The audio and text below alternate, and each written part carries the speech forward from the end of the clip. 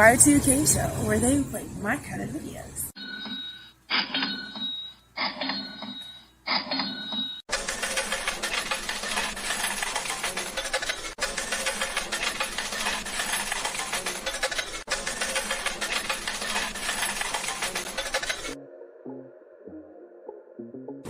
Thank you for watching the Y2K show.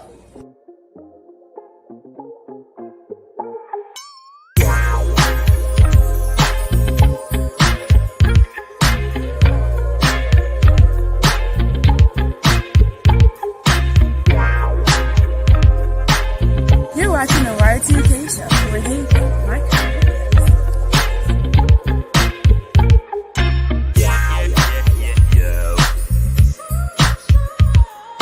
Can you feel it?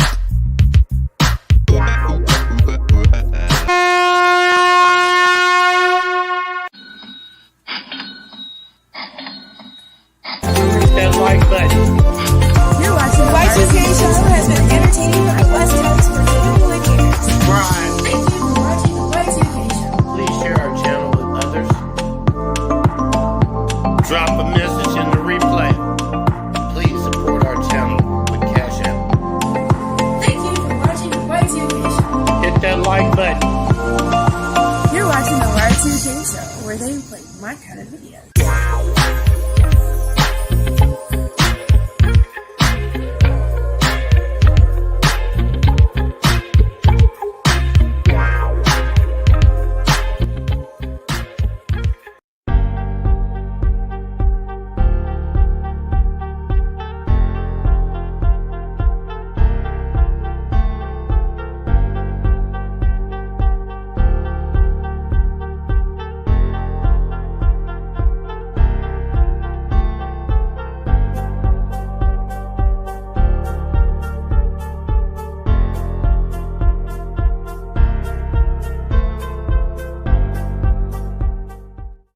Soy Roberto, El Favorito Gringo, mi pelo es blanco, hecho en San Mateo. Dime cuando ven a México, soy una California oso, más grande de mis sueños. Es un nuevo año, nuevo tiempo, no ratos or latas, no preguntas, preguntas menso. Inteligente pero soy poco loco, fiestas.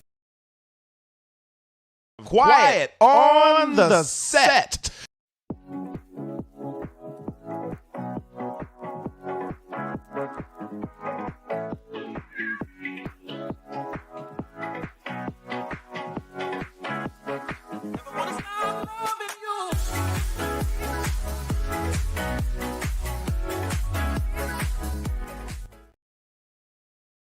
There's a reason for the seasons change, a reason for those thoughts that sing, a reason there's no need to explain. Oh, as I wake up to this brand new day, I thank the Lord for granting me His grace and opportunity. Another moment, bless the chance to just improve myself. Another moment, bless the chance to just improve myself. Self-improvement, motivation. Absolutely. Oh, feel the spirit that's moving me. Feel them talking to me as I sleep. Things I used to do before, I'm no longer need to do anymore. I'm about a better way. There's so much more I see. Oh, there's a reason for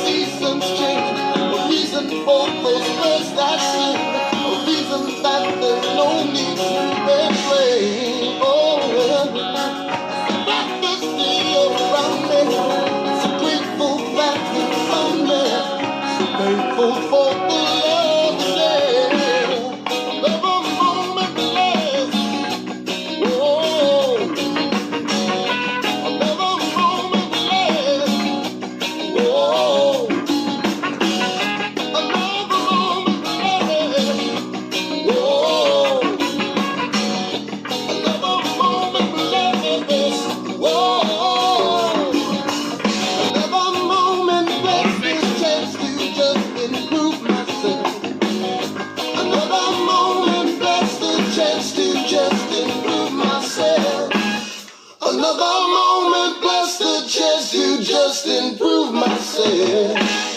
Another moment plus the chance to just improve myself. Another moment plus the chance to just improve myself. La la la la la la la la. Oh.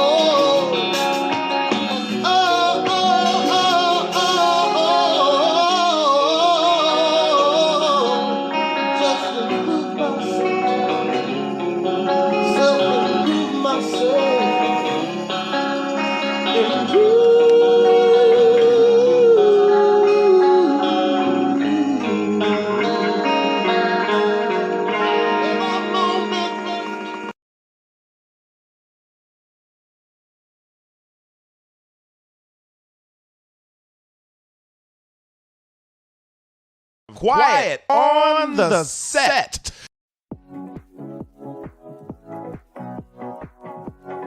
Quiet on the set.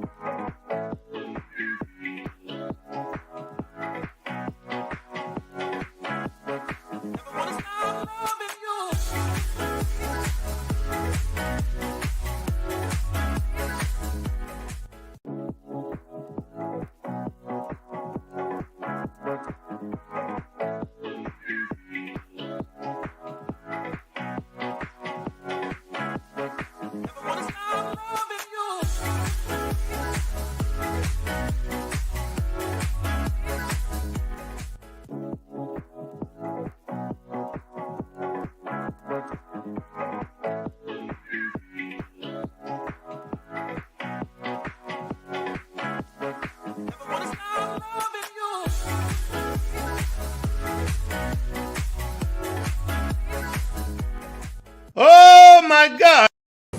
Thank you for watching the Y2K Show.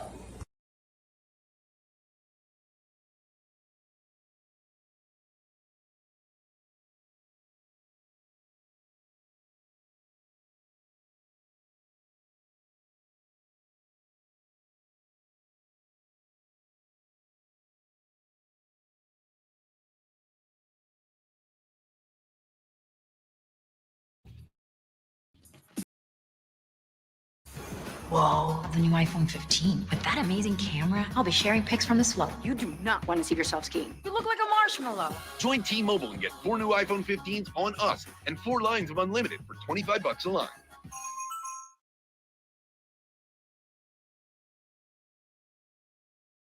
I want you naked. Show me what you got. I want you naked.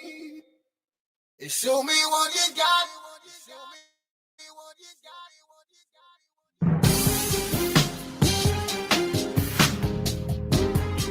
Yeah, you're looking just good for last time I remember.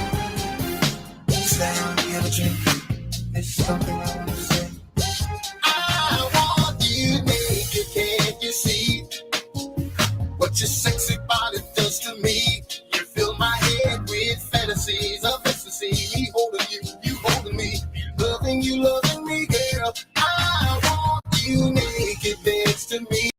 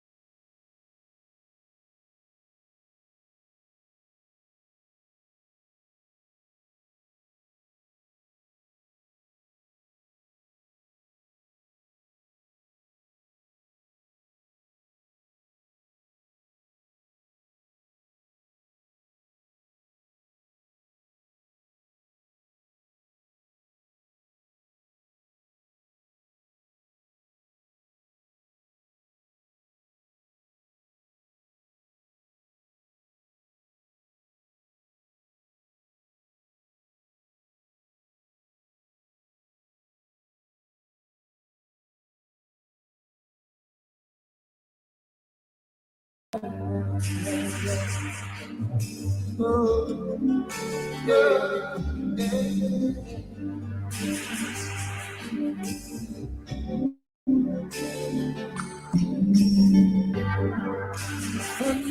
roars, the lightning strikes. I'm all by myself without you tonight. Was it just a dream when you were here with me? Holding me closely, kissing me tenderly, yeah.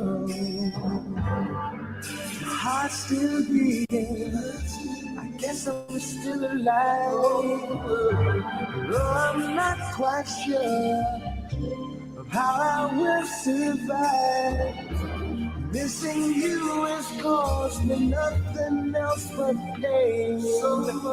All alone here in my darkened room, listening to the rain. Listening to the rain. Listening to the rain.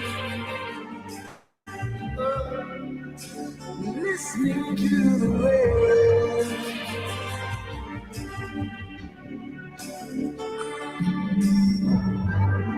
I woke up crying, though I could not sleep.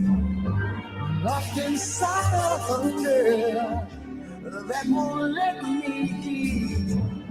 My pillow soaking wet from tears of cried in vain. Misery's my teacher, and the principal is pain. Oh, my heart's still beating, I guess I'm still alive. No, I'm not quite sure of how I will survive. I still see your face through all my hurt and pain. Still I sit here all alone in the dark and rain, listening to the rain. Oh, yeah. Listening to the rain. Listening to the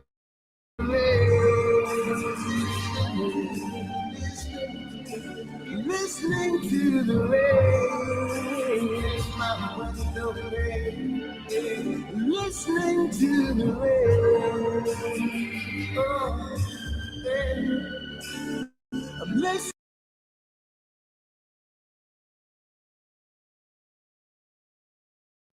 Want to know I took my business to the next level? It's simple. It's Shopify.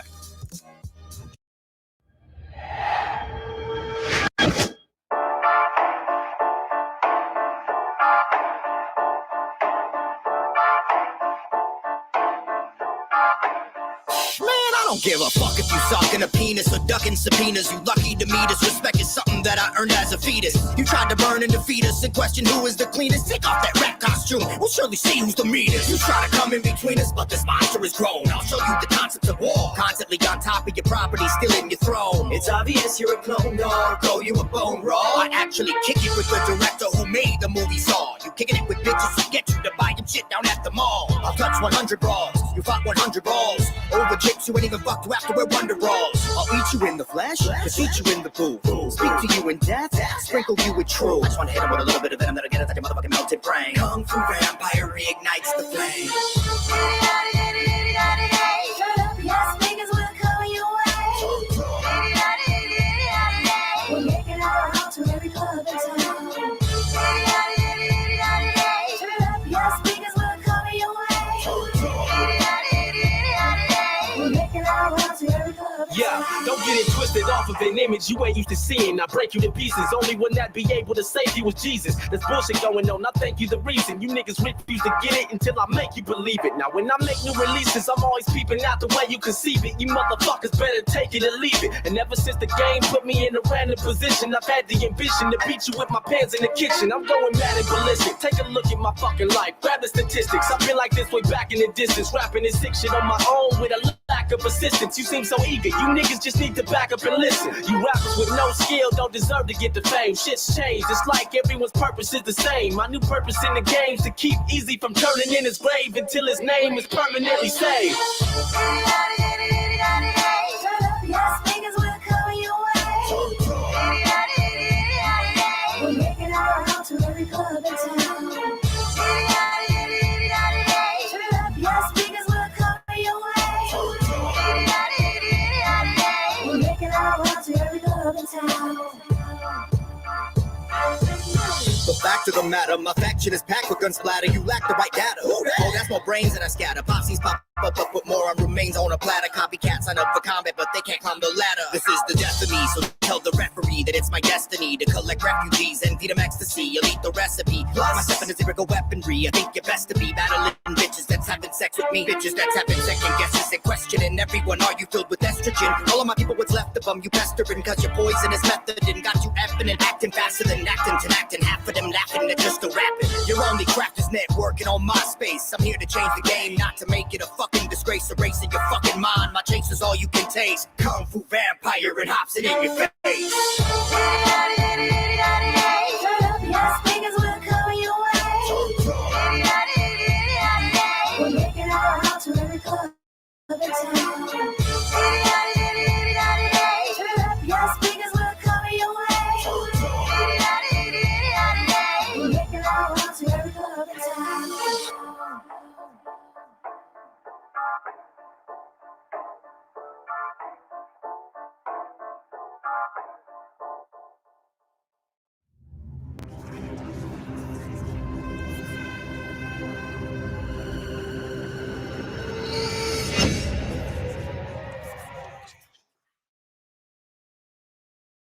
Question: would you build a website for a major brand with more than 200 million users?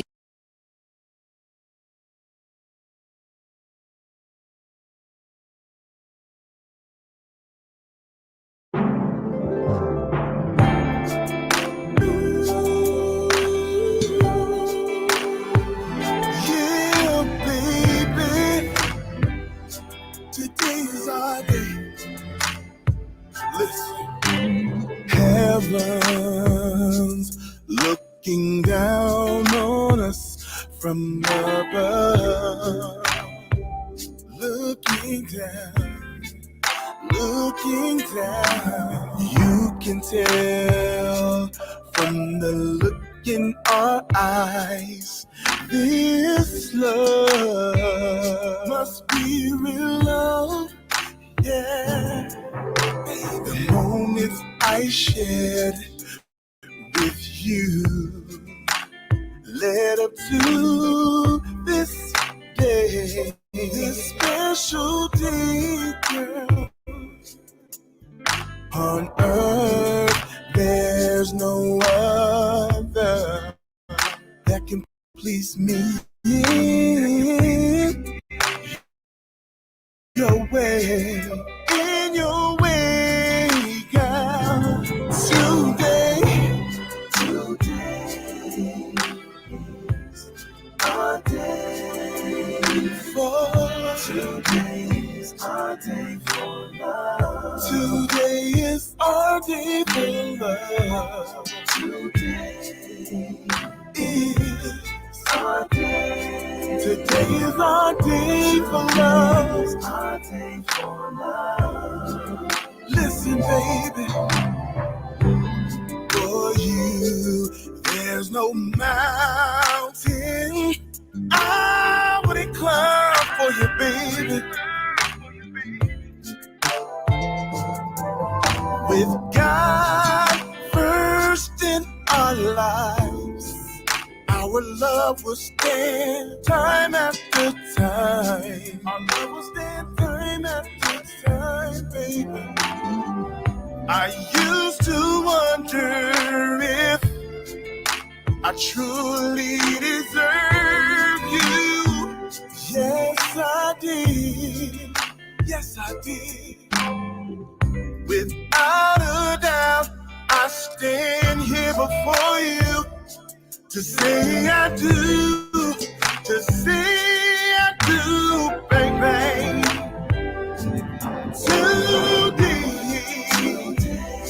Today is our day. Today is our day for love, baby. Today is our day for love, girl. Yes, it is. Today is our day. Today is our day for love. No reason, no season, baby, can change my mind. Yes, you are truly by far one of a kind. Girl, you are mine.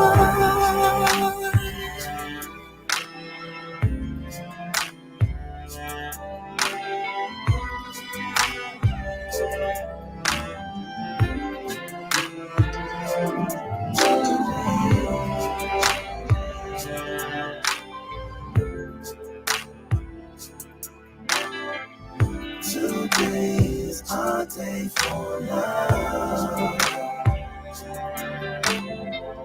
Today's our day for love. Today. I recall the first time that we first met. It was so very special, baby. Now here we are today. You see, today's our special day, oh baby.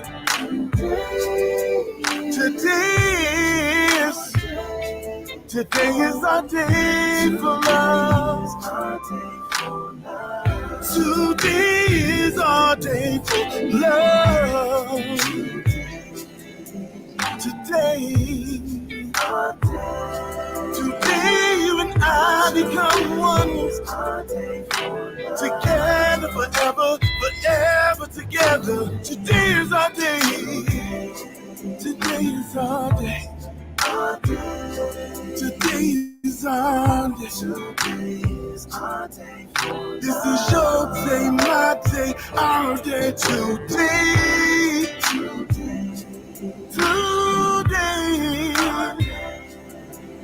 All girls, yeah. Today's our day for. Good afternoon to everybody. I want to thank everybody for coming through. Ladies, I love y'all to death. I appreciate y'all supporting my show. Here I am once again sitting in the kitchen. Now, Linda, this is for you. I know this seems like a little bit weird that I sit in my kitchen, but I'm known for sitting and spitting in the kitchen. So this is what I do. There's my microwave.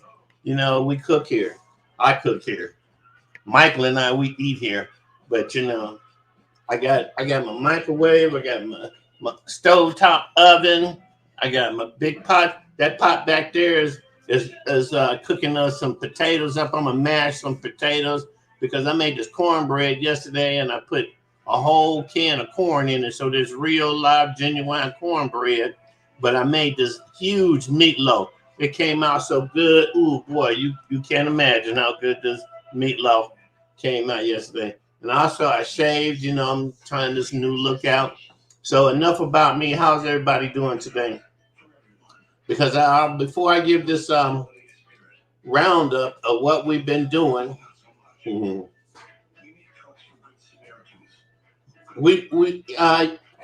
you all know that I'm a historian, and I always want to be figuring out where we all kind of come from, get a basis of what our inheritance are, because our history is so distorted that we can't even believe it anymore. I mean, I haven't believed it in a long time, but I was raised that way.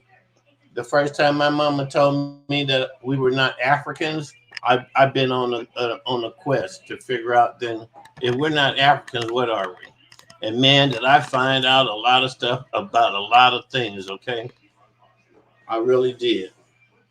And so I'm here to share what I learned with you guys so that y'all can share it with generations to come. Because believing the lies we've been taught is I believe is what's got America all messed up. Because we don't have a straight line of the truth that goes from the early beginnings to today. Like I got a post the other day that said that every president except uh, Trump is a descendant of slaves. Their ancestors were slaves. Now, it could be true, but I'm not going to speak on that until I can go and investigate the bottom line. Because personally, if you've been with me since I first started, you know that we learned that George Washington was a descendant of slaves, but that Michael Jackson was not a descendant of slaves. We've learned that Abraham Lincoln, there were three people that posed to be the Abraham Lincoln, but it turned out none of those people were actually Abraham Lincoln, because a couple of them pretended to be Thomas Jefferson, Abraham Lincoln, and one other president that I can't call. But anyway, we have to be careful to dodging these hijacks. Like most, um, most of us now know from experience that there never was no such thing as the African slave trade. So that is not when swarthy colored people came to America. We also have learned that swarthy, copper color, melanated people have been here for forever. And we've also gone through what the Holy Roman Catholic Church did to the islands, where my grandmother was from, and Florida and South Carolina, where we pictured yesterday the largest slave owner in America was a black man. We've gone over that. His name was William Ellison, with the largest plantation in South Carolina. Was his ancestry shows that he originated as a crypto Christian, swarthy person, Huguenot Moor from Middle Europe, where we've learned that the Holy Roman Empire was killing off millions of swarthy people, or millions escaped to England, France, um, Germany, other places they could escape to not be persecuted and killed. Okay, and we've also learned that Great Britain during the 15th, 16th, 17th century sent undesirables to America to become indigent servants to Native American tribes that they did trade with, which evolved into a rush of Jews and Moors coming to America pretending as crypto Christians. You mean that means you're maintaining your Jewish faith, your Muslim faith, but you're pretending to be a Christian until you got here to America or went to France, and you either survived there as a Huguenot or you was discovered. And so we learned that not every person in America is a descendant of a Native American. We're learning that there's British, Scottish, Irish, French, German, Spanish, Spain. How do you say that? You know, people from Spain, not Spanish. You know, who's from Spain. You know, you're not actually. That doesn't make you Spanish because a lot of Native Americans that have suffered their ancestors being killed off by the Holy Roman Empire when they came and invaded the Americas that call themselves Spanish. But, you know, Spanish is a language. You know, Latin is the language that Spanish, French, Italian all derived from. And that language was given to Southern Europe by the Greeks, brought them language. And the Greeks were, you know, swarthy people. So there's a lot of culturalism going on here. So what I'm trying to come to is that we all need to learn that we're all just one people. We're all humans, you know. Now, as far back as you can look into your ancestry, you know, dig as deep as you can get until you get a correct answer that says that you are a human, you know. So without any further ado, I'm going to load up part one. This is a 5-point presentation because this knowledge took 5 hours to present.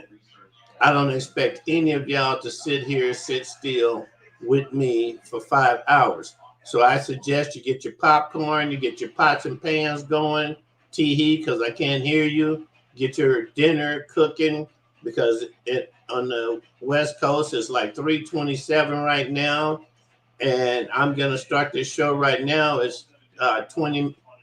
We've been in here for 40 minutes already. I appreciate y'all.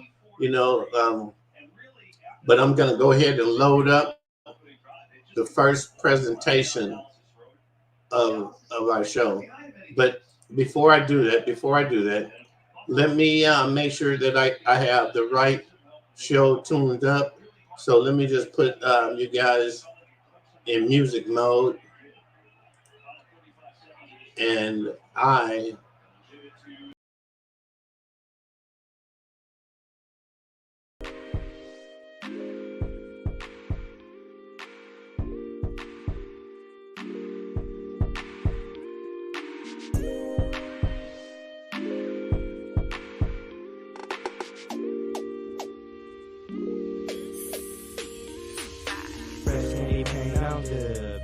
City, what's up?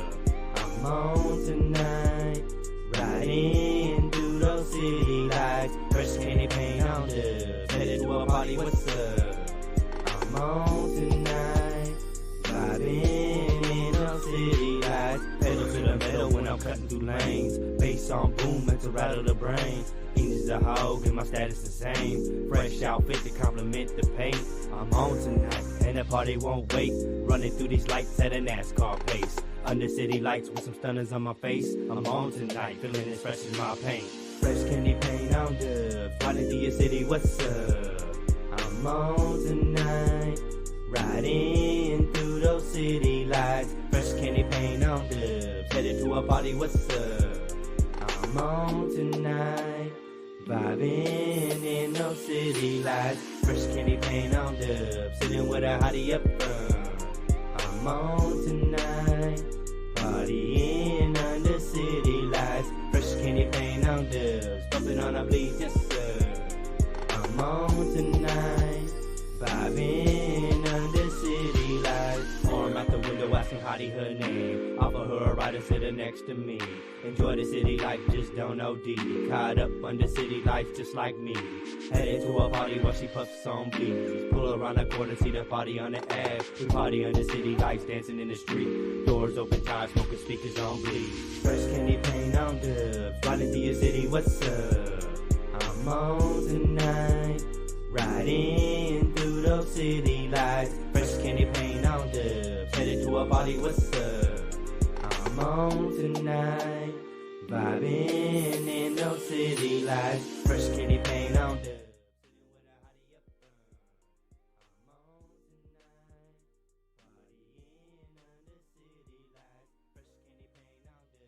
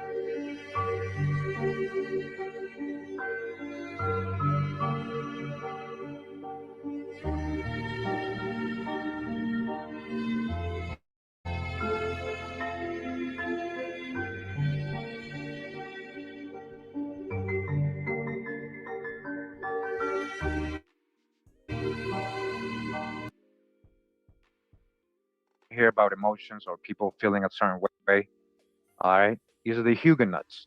All right, I'm gonna do a big disclaimer now. So in my old videos, I used to say Huguenot. All right, so don't kill me, okay? I say it correctly now, Huguenots. All right, Huguenots. But at the time, believe it or not, I was kind of finding them everywhere, assimilating, amalgamating everywhere. So I was just like Huguenot, Huguenot. But you know, no disrespect. Now I understand that many of us have this genealogy. They were everywhere. I'm going to show you guys. All right. And again, thanks for tuning in once again. And again, I know how to say the name now. Hugh, good nuts. New share. So before I start the recording I just want to go ahead and add this right away to the presentation. I'm in the Berkshire County Eagle, Pittsfield, Massachusetts, Friday, June 17th, 1859. All right, 1859. This is old. It says here, Moors in South Carolina. Moors in South Carolina. It may not be generally known that some of the best families in South Carolina are Moors by descent. Yeah, Moors by descent. We're not talking about tans or blackwashing. We're talking about real history. Get out your feelings. Get ready. All right, let go. We got to empty our cups. Remember who Harriet Tubman was raiding and where it happened. South Carolina, right? South Carolina plays a big role here with the Huguenots. So who was she really raiding? All right, here we go again. It may not be generally known that some of the best families in the South, in South Carolina, are Moors by descent. The blood of the African, touched the hijack, soon washes out, but that of the Indian and more. After half a score of generations, shows itself almost as strongly as ever. Who? The Black European and the Indian. All right? The crisp curling black hair, dark sad eyes, long silken lashes, and swarthy complexion come up generation after generation. Many of the old Huguenot families, down to the present day, show strong traces of their Moorish descent. Okay, I'm not making this up. Many Huguenot families, again, they show traces of their Moorish descent. Make sure you like and share the video, all right, so everybody can get this information and we can kill all the biases, stereotypes, prejudices, and misinformation out there. When the Moors were driven out from Spain upon the conquest of Granada, thousands of them took refuge in the south of France, carrying with them the art of cultivating the vine and growing silk. After a lapse of years, they were again driven to seek new homes, and in large numbers emigrated to South Carolina. The Battle of Marengo. All right, so this is a whole other topic. All of a sudden, they start going into another topic. But wanted to read that to you. Shout out to the person that sent me this. I believe his name was Juano. Sorry if I'm not remembering this, on Instagram. And I actually found a better version of this, right? Again, we're in the Vermont Patriot and State Gazette from 14th of May, 1859, same year. All right, so again, they're going over the same story. The only difference is it's a little longer. All right, so again, where were we? So a lot of the Huguenot families show traces of their Moorish descent. All right, so when the Moors were driven out from Spain upon the conquest of Granada, okay, Granada, we're going to see a lot of the so-called Huguenots were Moorish people that came out of Granada. Thousands of them took refuge in the south of France, all right, carrying with them all their art and culture and their skills in trade, like growing silk, the silk trade. Remembering their bitter persecutions in Spain, they could never become Catholics, though forced by the position to renounce Mohammedanism and become Christian, right? Conversos, crypto Muslims, crypto Jews, we will see as well. They became eventually Protestants, so-called Protestants, right? Who's the Protestants? I know a lot of you subscribers always hear me like, how does he know all the Protestants are, well, when you start doing the research, you start seeing who these so-called Protestants are. And when the revocation of the Edict of Nantes took place, withdrawing toleration from the Protestant religion, they were again driven to seek new homes, and in large numbers emigrated to South Carolina. The Gauls of Caesar's day and our own is of a different type from the French Huguenots, whose descendants are among us distinct in physique and in moral and intellectual character. A fair complexion, dodged the hijack like light or reddish hair, and a disposition versatile, fickle, and not to be relied on, inconstancy in his friendship, and enmities have been characteristics of the Gaul. Okay, they were talking about the so-called Gaul there. That's what they were saying, describing in their time in 1850s, right? The Gauls. He is the very antipodes of the French Huguenot. So he's saying it's very different. These people who he was just describing, very different in the French Huguenots. And a dissimilarity so strong and marked can only be accounted for by tracking them up to the different stocks from which they sprung. Different stocks, ethnicity. It's not just about religion. There never was a nobler or more chivalrous race of men than the Moors of Granada, from whom our Huguenot population are derived. The Moors of Granada. Oh, we're just in newspapers right now. Don't worry. We're about to get to all the sources. Okay? This is just corroboration. This is just to get us ready for the information. So anybody who's not comfortable with this can just go away right now. All right? Again, the chivalrous race of men that the Moors of Granada, from whom the Huguenot population are derived, with strong and active passions, controlled by a lofty sense of honor, and in it, love of justice, and tempered by a politeness and courtesy that is inborn in their race, firm and constant in friendship, and dignified even in the most bitter resentment. The descendants of the Moor claim our admiration in peace or war. Clarendon Banner. Wow.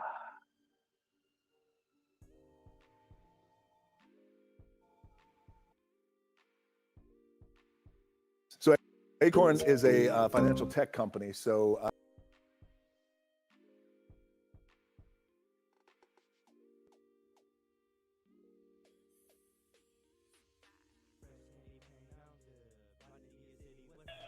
and tell y'all, Granada is in Europe. So that's what this reading is saying, that the Huguenots, the large factions of them come from Spain. And I'm trying right now, I swear to God, I'm trying. Let me see if I can get this to do it right. Because I'm trying to show the answer to the question that Granada is in Spain. So these Huguenots, these Protestants from Granada were trying to escape converting over to Catholicism. Now I did a show on this a long time ago, right? Or not a long time ago, but a few months back. I did this show where we were talking about the Holy Roman Empire out of Spain was killing Moors, Sephardic Jews, Morisco Moors that didn't want to convert over to Christianity. Now, for those of us that know, Christianity is a pagan religion. Before the Piso family, members of the Holy Roman Empire created Jesus Christ, the pagan cross was absorbed from the lost tribes of Israel, which are the Native Americans of the old world called, America. That cross is Native American, that was given to Europe, that evolved on its own to become something very prosthetic. I'm not going to try to explain it because, it's easier if the researcher says it, because I'm just spitting words that I've absorbed from the research. I'm not quite brainwashed yet. I'm getting kind of elderly, so I don't research everything that I know to be the truth. And trust me, if KUREMIO was not telling the truth in every reading or every book he was reading from, he know himself he wouldn't even read it. Or he would read it, which is what he's done. He will read that book to us and let us know the dodge, the hijack, the things that somebody else has written in the books are not true. Parts of it may be, and those are the parts we take and we go do chronologies on, and we cross reference another book that has that information. That's how he does this, and it's so amazing that I can't control myself. So thanks for tuning in. Let me get out the way.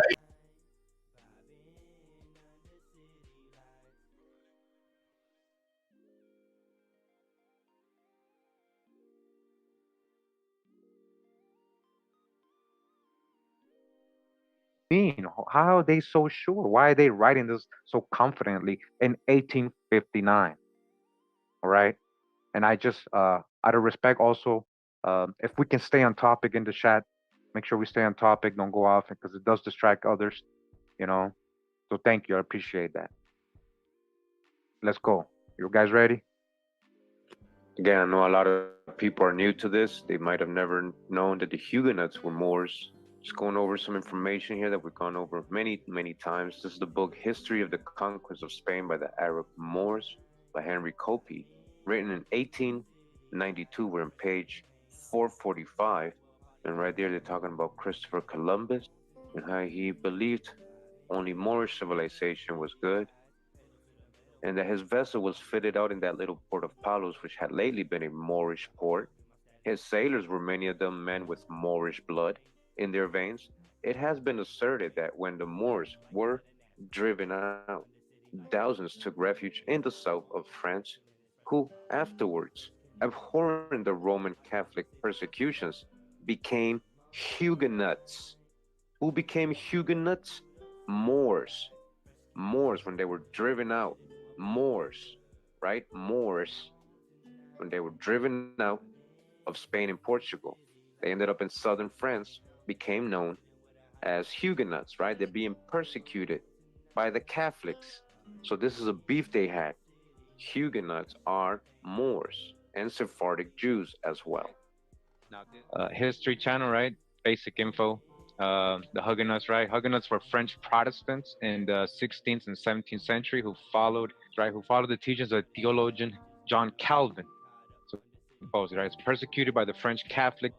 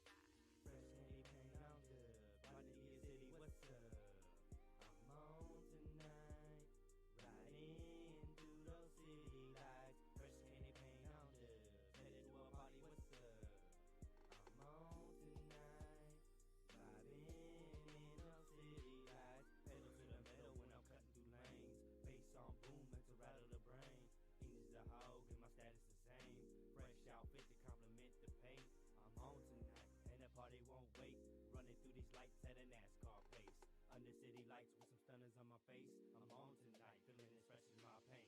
Fresh candy paint on dubs, riding through your city, what's up? I'm on tonight, riding through those city lights. Fresh candy paint on dubs, headed to a party, what's up?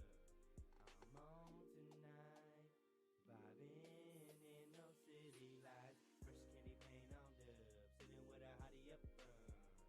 I'm on tonight, partying under city lights. Fresh candy paint on dubs, pumping on a bleach, yes sir. I'm on tonight, vibing under city lights. Arm out the window, asking hottie her name. Offer her a ride and sit her next to me. Enjoy the city life, just don't OD. Caught up under city lights, just like me. Headed to a party while she puffs on bleeds. Pull around the corner, see the party on the Ave. We party under city lights, dancing in the street. Doors open tight, smoking speakers on bleed. Fresh candy paint on dubs, riding through your city, what's up? I'm on tonight, riding through those city lights. Fresh candy paint on dubs, headed to a party, what's up? I'm on tonight, vibing in those city lights. Fresh candy paint on dubs, sitting with a hottie up front. I'm on tonight, partying under city lights. Fresh candy paint on dubs, pumping on a bleach, yes sir. I'm on tonight, vibing under city lights. Dancing in the street with the car still rolling. The government during a violent period, Huguenots fled the country in the 17th century, creating Huguenot settlements all over Europe, in the United States, and Africa. All right, so United States. So Calvinism. What's Calvinism, right? This is from Britannica Online. Calvin's theology. It says at age 27, Calvin published Institutes of Christian Religion, which in successive editions became a manual of Protestant theology. Calvin agreed with Martin Luther on justification by faith in the sole authority of Scripture. On the sacrament of the Lord's Supper, he took a position between the radical Swiss and the Lutheran view. Thus, he believed that the body of Christ was not present everywhere, but that his spirit was universal and that there was a genuine common communion with the risen Lord. Calvin likewise took a middle view on music and art. He favored congregational singing of the Psalms, which became a characteristic practice of the Huguenots, all right, in France. So the Huguenots sang the Psalms, which is the Torah, right, the Old Testament, Hebrew stuff, right? Huguenots. It says in France, and the Presbyterians in Scotland. So the Presbyterians did the same, and in the New World, all right? Calvin rejected the images of saints and the crucifixes, that is the image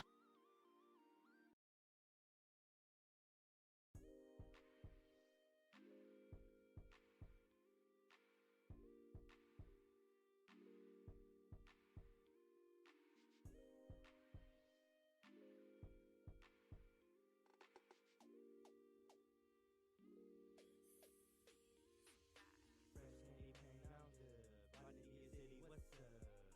I'm on tonight, riding through those city lights. Fresh candy paint on dubs, headed to a party, what's up?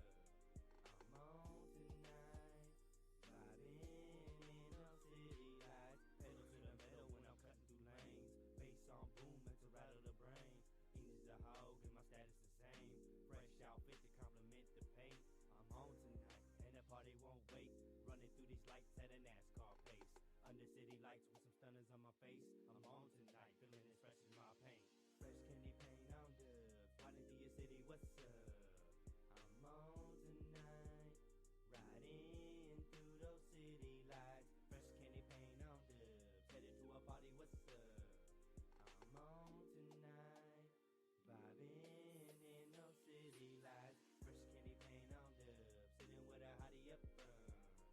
I'm on tonight, partying under city lights. Fresh candy paint on dubs, pumping on a bleach, yes sir. I'm on tonight, vibing under city lights. Arm out the window, asking hottie her name. Offer her a ride and sit her next to me. Enjoy the city life, just don't OD. Caught up under city lights, just like me. Headed to a party while she puffs on bleeds. Pull around the corner, see the party on the Ave. We party under city lights, dancing in the street. Doors open tight, smoking speakers on bleed. Fresh candy paint on dubs, riding through your city, what's up? I'm on tonight, riding through those city lights.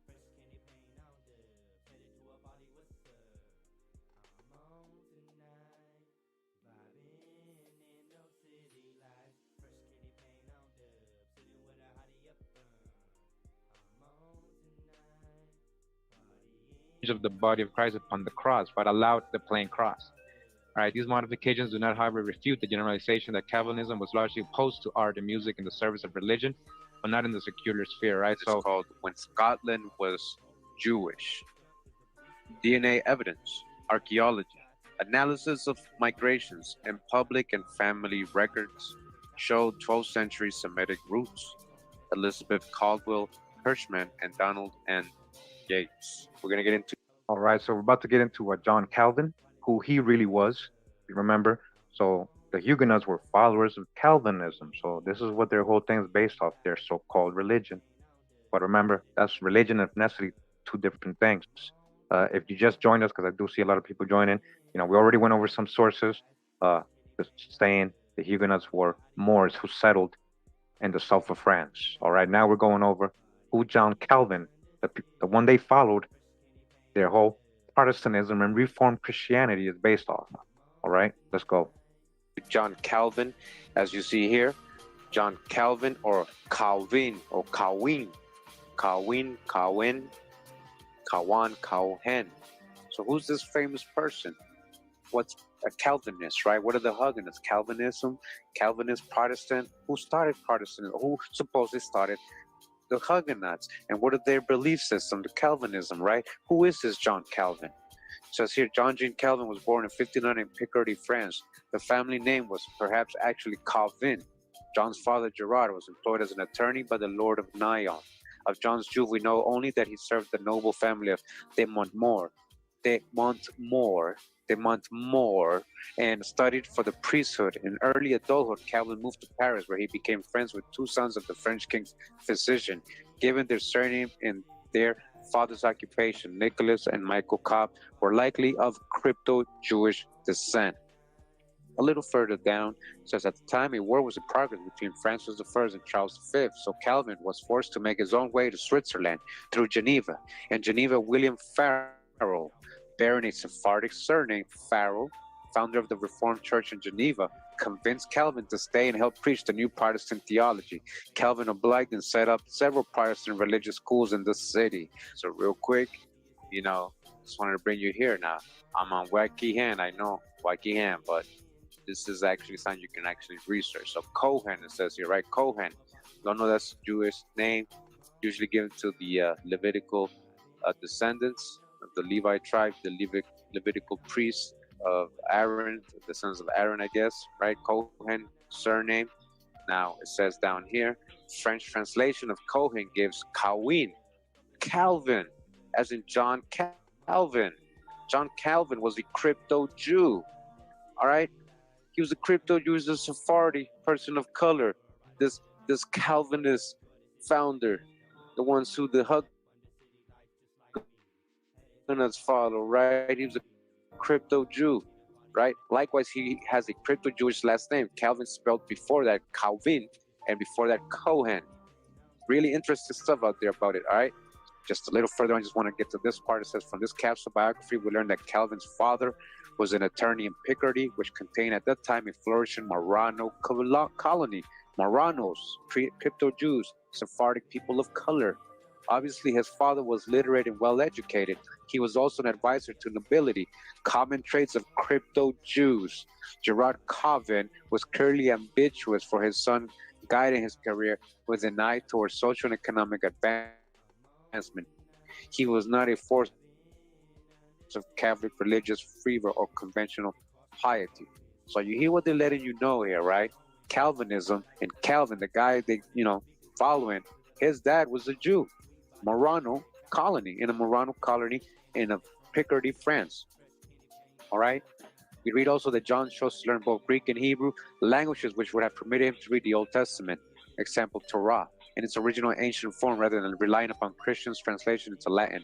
We perceive as well that he favored universal literacy and Judaic value, that two of his closest friends, Cobb and Farel, both had Sephardic surnames, and that he married a woman named Adele de Burgh, evidently of possible Sephardic descent. A surviving sketch of John Calvin shows him with a leather head covering, full beard, and dark features. Dark features. All right. Calvin, John Calvin, dark features, dark. While we do not presume to judge the sincerity or Christian orientation of his beliefs, we do hold that he was of crypto-Jewish descent. All right, John Calvin, right? The Huguenots follow him, Protestantism, all that. He was what? A crypto-Jewish descent, that he moved in circles that included Marranos, and that his theology would naturally have been influenced by these ancestral community ties. All right, so again, John Calvin, Protestantism, Huguenots. All right, and just to correlate again, I found another source here. It says here, The Curse of Canaan. The name of this book. It says A Demonology of History by Eustace Mullin. Basically on page 56, on this part of the book, it says here, Calvinism, right? John Calvin, Calvinism, right? The crypto Jew. It says here, a strong influence in England during the 16th century, capitalized on the growing power of the mercantile fleet and the black nobility. Mercantile, merchants, right? Capitalized with the Sephardic Jews, right? And the black nobility. This ain't no Illuminati conspiracy. It's just there's a real history behind all this, whose main interest was money, right? Money. Unlike previous religious institutions, which had placed great emphasis on austerity and vows of poverty, this new religious doctrine stressed the charging of interest and loans, and the amassing of wealth was the new way of doing the work of the Lord. You hear that? So see how easy it was to just make it all about business, because there was a new way of doing the work of the Lord. The religious doctrine became charging interest and loans. That was the religious doctrine. That was the way of doing the work of the Lord, making money, all business. All right. It was a welcome revelation to the growing merchants class that God really wanted us to become wealthy. And riches vos became the new battle cry which swept across Europe as the Canaanites built great commercial empires. Canaanites, hey, I'm not the one saying it. The prophet of this new divine revelation was Jean Calvin of Noyons, France. He was educated at the College du Montagu, where Loyola, founder of the Jesuit sect, had studied. Calvin later moved to Paris, where he continued his studies with the humanists from 1531 to 32. During his stay in Paris, he was known as Calvin, and he then moved to Geneva, where he formulated the philosophy now known as Calvinism. At first known in Geneva as Cohen, he was known there as Cohen, all right? He was a Cohen, all right? He was a Cohen. The usual pronunciation of Calvin. He anglicized his name to John Calvin. This religious movement was based on literal Jewish interpretation of the Ten Commandments, Old Testament, philosophy, and the prohibition of graven images. The early disciples of Calvinism were known as Christian Hebraists or Hebrews. Christian Hebraists. The advent of Calvinism made possible the great expansion of Jews into further avenues of European commerce, besides money lending. You hear that? Like we've been saying and learning. All right, this title, this banner they were using as New Christians or Protestants or Calvinists.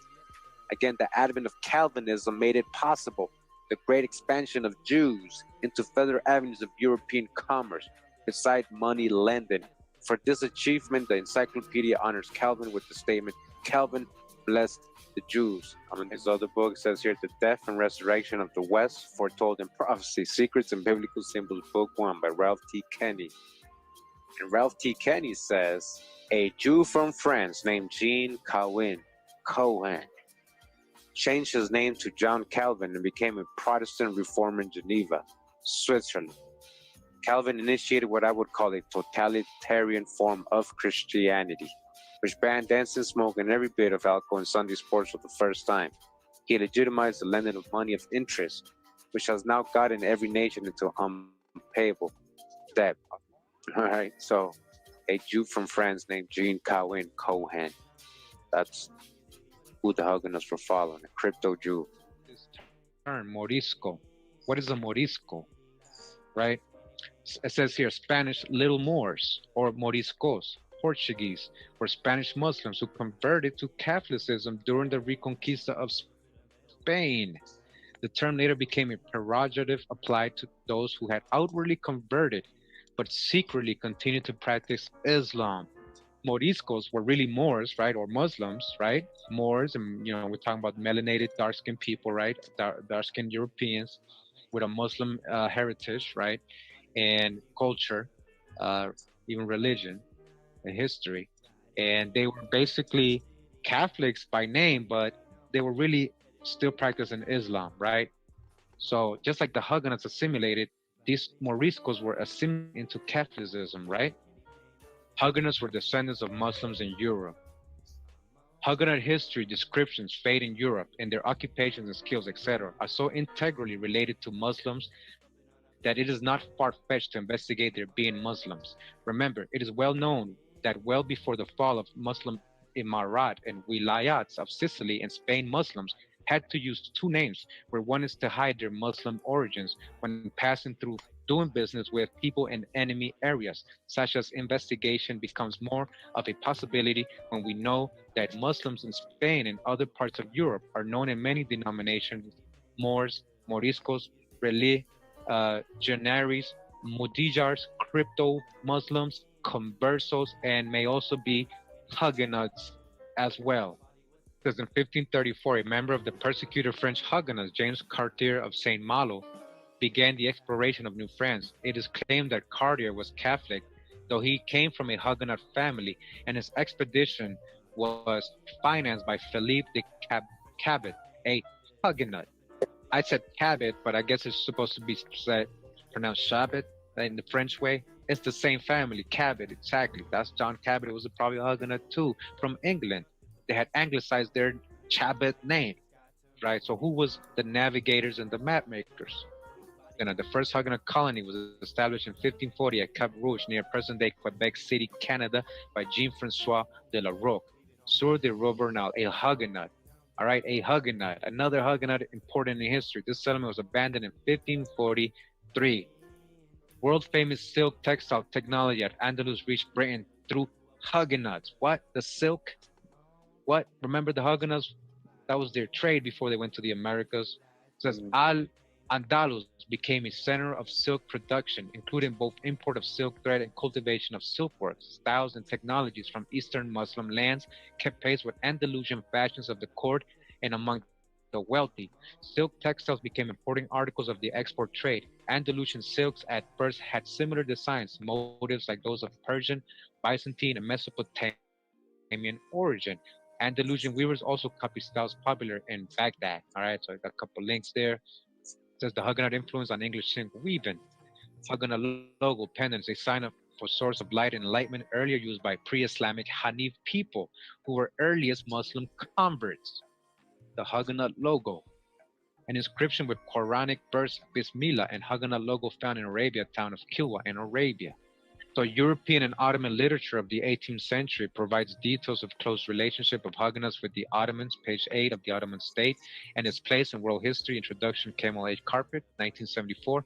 Hundreds of fugitive religionaires, Huguenots, carried off to the Ottoman regencies after the revocation of the Edict of Nantes.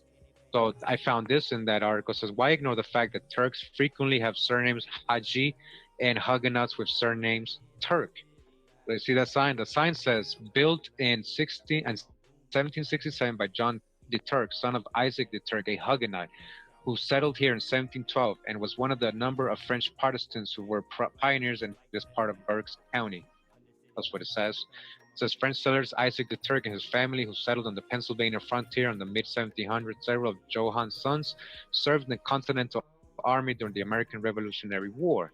Johann de Turck became a member of the Moravian faith. Moravian faith was originally formed by John Hus or Hus. John Hus is one of the forefathers of anti-Trinitarian original Unitarian monotheistic movement which rose due to Spanish king's allowance to Arab Trinitarian Malkite Nasara to confront Islamic and Cluniac church concepts of strict monotheism. All right, French Huguenots were in contact with the Moriscos and plans against the House of Austria, Habsburg. They were against the Habsburg. Who's the Habsburgs again? Charles V is from a Habsburg line. Charles V, the Holy Roman Emperor. All right, so they were against the Huguenots or these Moriscos, which ruled Spain in the 1570s.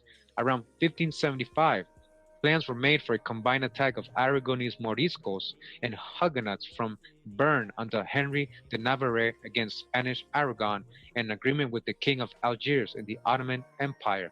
But these projects foundered with the arrival of John of Austria and Aragon and the disarmament of the Moriscos. Going ahead,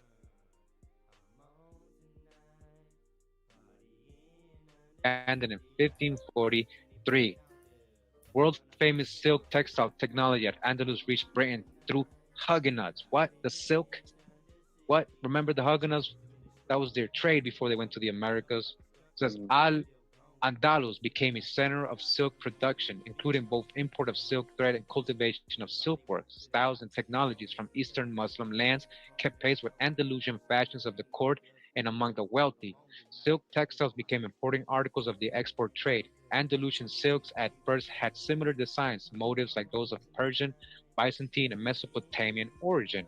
Andalusian weavers also copied styles popular in Baghdad. All right, so I got a couple links there. It says the Huguenot influence on English silk weaving. Huguenot logo pendant is a sign of for source of light and enlightenment, earlier used by pre-Islamic Hanif people who were earliest Muslim converts. The Huguenot logo, an inscription with Quranic verse Bismillah and Huguenot logo found in Arabia, town of Kilwa in Arabia. So European and Ottoman literature of the 18th century provides details of close relationship of Huguenots with the Ottomans, page 8 of the Ottoman state, and its place in world history, introduction, Camel Age Carpet, 1974. Hundreds of fugitive religionaires, Huguenots, carried off to the Ottoman regencies after the revocation of the Edict of Nantes. So I found this in that article. It says, why ignore the fact that Turks frequently have surnames Haji and Huguenots with surnames Turk? So you see that sign? The sign says, built in 1767 by John the Turk, son of Isaac the Turk, a Huguenot, who settled here in 1712 and was one of the number of French Protestants who says French settlers Isaac the Turk and his family who settled on the Pennsylvania frontier in the mid-1700s. Several of Johan's sons served in the Continental Army during the American Revolutionary War.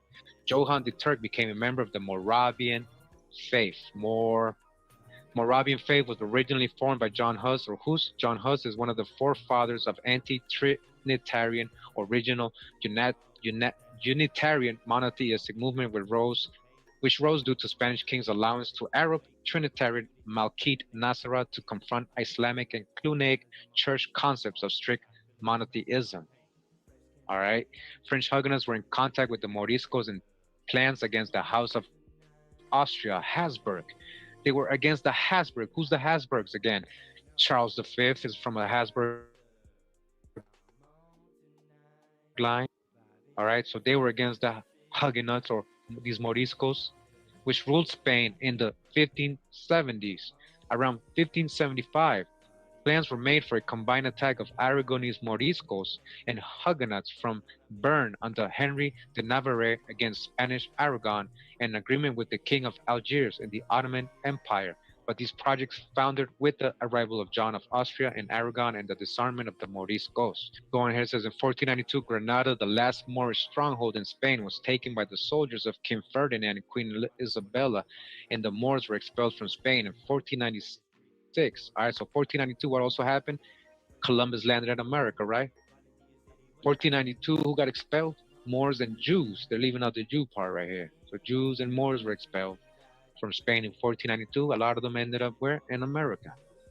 It says in 1496, to appease Isabella, King Manuel of Portugal announced a royal decree banishing the Moors from the portion of that peninsula. The Spanish King Philip III expelled the remaining Moors by a special decree issued in 1609. Fully 3,500,000 Moors, or Moriscos, as their descendants were called, left Spain between 1492 and 1610. Where did they go and who did they become? Over 1 million Moriscos made their way to where? France. France, where the vast majority of them became Huguenots. The vast majority of Moors became what? Huguenots. Let's get all the tags out the way. These swarthy Moors, right? Muslims, Spanish Muslims became what? Huguenots, aka Huguenots. So why were they so quick to not carry their Huguenot identity in America? Because they had other identities more ancient. It is in France where many of the last descendants of the Almoravids, as well as other Berber groups, settled. It was along with these that our Moorish ancestors made their trek into the southern France and were eventually titled by the native Franks as the Saulnier, also spelled Saunier or Sunny, Sonier, Sunier, or Sunny, from El Murabetun to supposedly dwellers in the Willow. Our Moroccan name and history and our Moorish identity soon forgotten through time after becoming Huguenots. Forgotten through time after becoming Huguenots, the family later legitimately made immigrations to the Americas. And what did they do in the Americas, right? We just read, right? 53 years after the last Moors left Spain, Louis Saulnier was born in Vitre, Betragne, France. Louis later became the first Saulnier to set foot on American soil, arriving in Acadia, Nova Scotia in Canada, 1685. Louis was also on the 1693 census taken at Beaubassin. He and his wife, Louis Batinac, also known as Pelletier, had 13 children. Louis died on the 10th of March, 1709. The family eventually spread out throughout the United States in areas such as Louisiana, all right, Massachusetts, South Carolina, and California. We're talking about Moors, right? We're not talking about pale-skinned French people, Huguenots, right? Settling where? In Louisiana, right? Massachusetts, and California. It says Huguenot skills in seafaring, naval wars, and activities termed as private piracy point to the same activities of many Muslims of Northwest African lands. Huguenots are also credited with killing Ignatius de Acevedo, a Jesuit missionary who is considered a martyr by Catholics. It is reported that about 50 Huguenot privateers or pirates operated in the English Channel in 1568, with Plymouth serving as their base.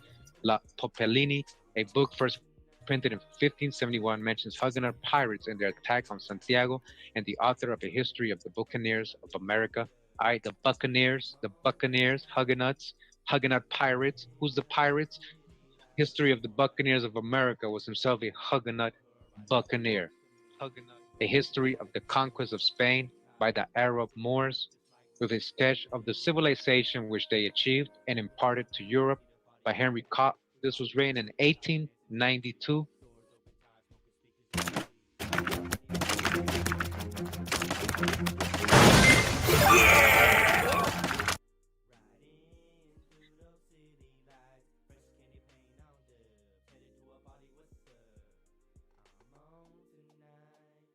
So it has been asserted that when the Moors were driven out, thousands took refuge in the south of France. Thousands who afterwards, abhorring the Roman Catholic persecutions, they became what? They became Huguenots. Been talking about Moors, and that of these many emigrated at a later date to where? South Carolina. All right, again, they went to south of France and became what?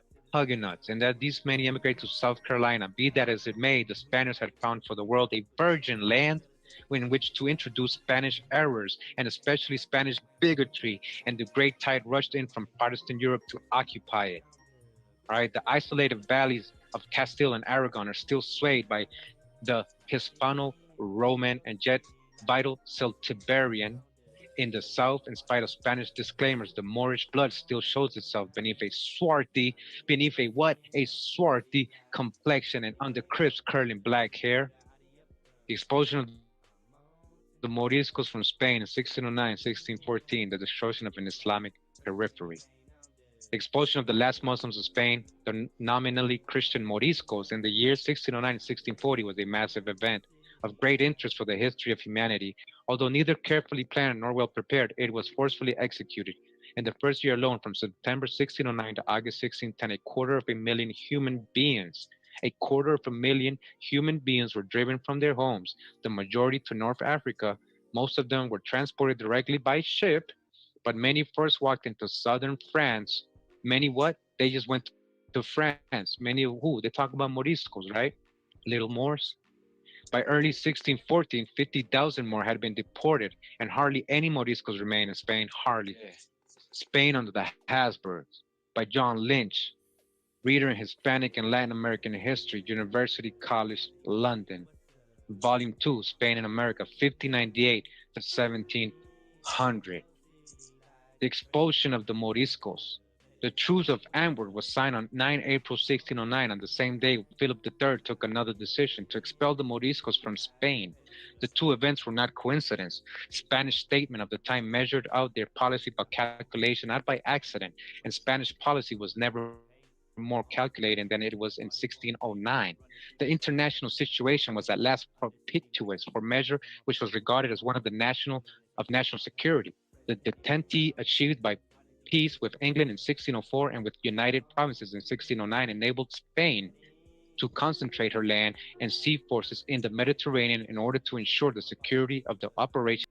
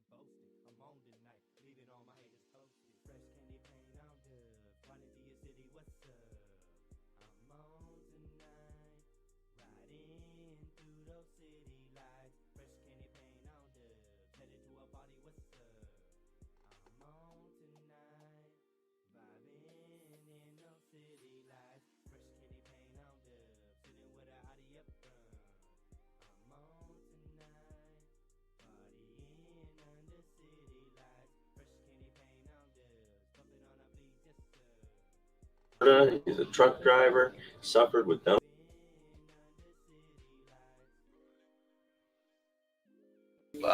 anxious, scared, nervous, worried, not, but you know.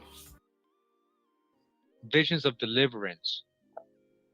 Moriscos and the politics of prophecy in the early modern Mediterranean. This chapter first traces the communication between the Moriscos of Aragon and the French Huguenots of the region of Béarn during the period that followed the Alpujarras revolt. At the time, the inquisitors of Aragon and the Supreme Council of the Inquisition were investigating all movements across the northern border, and these contacts between Moriscos and Huguenots set the stage for the Morisco rebellion plots of the early 17th century that will also be discussed in this chapter. The last Morisco voices of resistance found in a number of inquisitorial sources demonstrate that until the very moment of the expulsion, Moriscos held hopes, fueled by prophecies, that someone would come to their aid and stage an uprising against the Spanish monarch. It says here, studies of medieval and Reformation traditions, Converso and Morisco studies. The Conversos and Moriscos, a late medieval Spain and beyond, Volume 2, The Morisco Issue. Edits by Kelvin Ingram. Says, the fact that after 1609, among the Morisco exiles in France and Tunis, those from Granada or Aragon were conspicuously present, occupying key posts. All right, they had key positions, just like in America, where they displayed their organizational skills.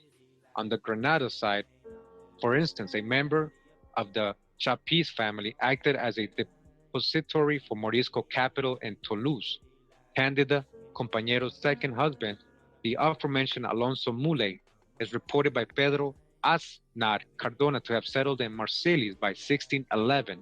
Again, it was a Muley who appeared before the French consulate in Tunis, representing the Moriscos who had had their wealth confiscated. Likewise, the famous Morisco Geronimo Enriquez, in direct negotiations with Istanbul and France, controlled the destinies of numerous Moriscos.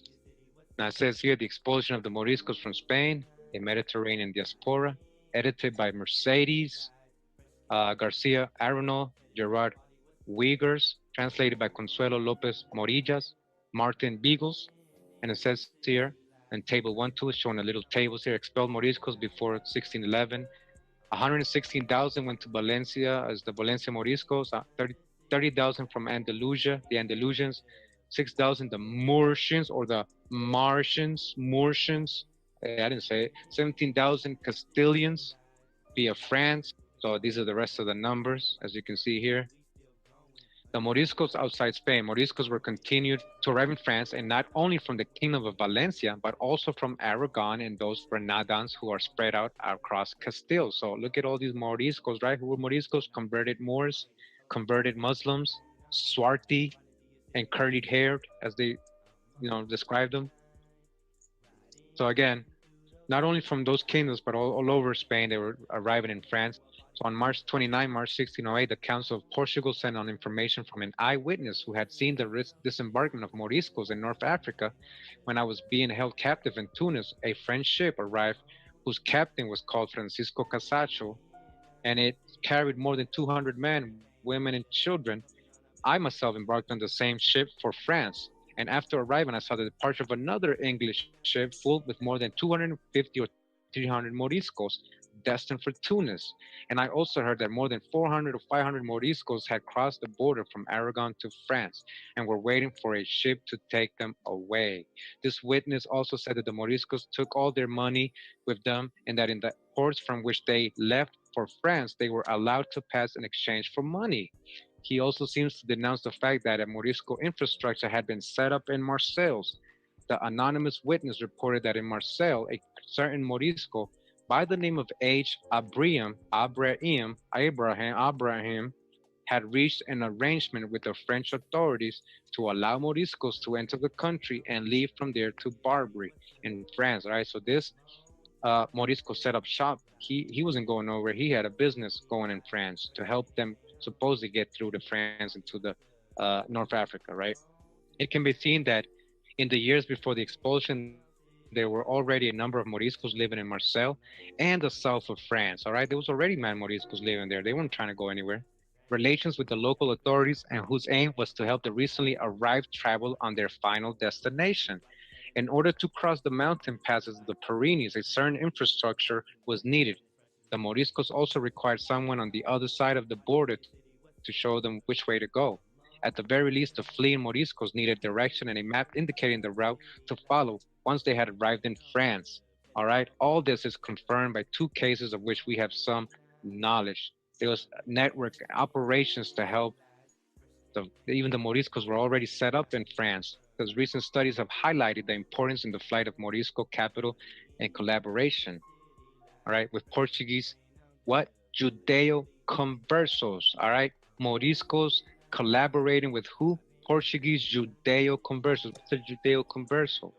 According to a number of the king's spies based in the south of France, the Judeo-conversos collected their money and jewels from Castilian Moriscos, listen to this, who were persuaded that it would otherwise be confiscated from them by the authorities at mountain passes or stopping places such as the Burgos. So it says one of the most striking structural aspects of this team of the Morisco who left for France and other places with their wealth is that in the south of France, they associated with figures of very high social and economic standings in the years immediately before and after the expulsion. Again, assimilated into high positions, right? Becoming wealthy, right? Becoming the local people, the local government, just like they did in America, politically and economically, socially, right? By linking their own interests to those of the Judeo-conversos who had been settled in the country for some time, some Moriscos were able to set up an infrastructure of social and economic support for Moriscos, which acted as a safety net for certain Moriscos of high standing. Right? The Moriscos in France after the expulsion, Notes for the History of a Minority by Joseph L. Alaoui, I don't know how to pronounce it. The expulsion of the Moriscos from Spain did not pass unnoticed among those living at the time, not only in Muslim countries, but also in Christian ones like France, French, right? French, which would come to play very unwillingly a secondary role in the tragedy. Networks created by the expulsion. It would be worthwhile to explore more fully the following topics. Listen to this. Conversos of Jewish origin who helped Moriscos to take their property in secret out of the country and into where? France, becoming what? Huguenots, right? Moriscos networks in France, both before and after the expulsion, before and after, not because of the expulsion. They were already there doing networks or business, these Moriscos. Collaboration between Moriscos and conversos, meaning Jews, and between Moriscos and Protestants, by winding in the past first traced by Cardiac and remarkable individuals, Moriscos. These are the lines of inquiry that will be most fruitful for the history of the Moriscos and France. And this is Perez Sagorin, Rebels and Rulers, 1500 to 1660, Volume 2, Provincial Rebellion, Revolutionary Civil Wars, by the Cambridge University Press, Provisional Rebellion, Moriscos and Huguenots. We have previously seen Spain's Moorish Christians. They're what? They're Moorish Christians were a separate people, ethnic community, or nation, a term contemporaries used of them, forever divided from the old Christians among whom they lived. What set them apart was their Islamic heritage and common origin. Settled mainly in Valencia and Granada, they constituted in the latter province a compact minority. All of them can say about colonism, no matter in what country and which period. All right, Braudel has observed was true in the reconquered kingdom of Granada, as their Christian faith was always suspect. The Moriscos were subject to unremitting oppression by the old Christian population and the Spanish monarchy, all right? So they're talking about the same thing here as we just read. The Morisco rebellion was only one of a number of revolts in which a provincial society defiance of sovereign authority was refracted through religion. We may see another example in the Huguenot revolts of the 1620s. In the case, a confrontation between a Protestant body and its Catholic ruler. The Huguenot saga in the 17th century France contained an event tragically similar to the expulsion of the Spanish Moriscos, very similar. But now we know why, right? So they kept trying to get these Moors and Sephardic Jews out of their countries because these were Catholic countries. Eventually, they were winning power, these Catholics in these same countries where they were settling. So these people kept having to move. So that's why there's a similar expulsion with the Huguenots and the Moriscos. For it was in 1685 that Louis XIV, after some preliminary persecutions, revoked the Edict of Nantes, which granted toleration to the Reformed Church. The king's Protestant subjects were thereby compelled to become Catholics or leave their country, just like the Moors had to become Catholics or leave Spain, right? Between 200,000 and 300,000 Huguenots, it has been estimated, emigrated in consequence. This act of tyrannous injustice, like the Morisco expulsion, was perpetrated in the name of unity and understood by an absolute sovereign. It says here, becoming Jewish in early modern France, documents on Jewish community building in 17th century, Bayon and Pere Orad.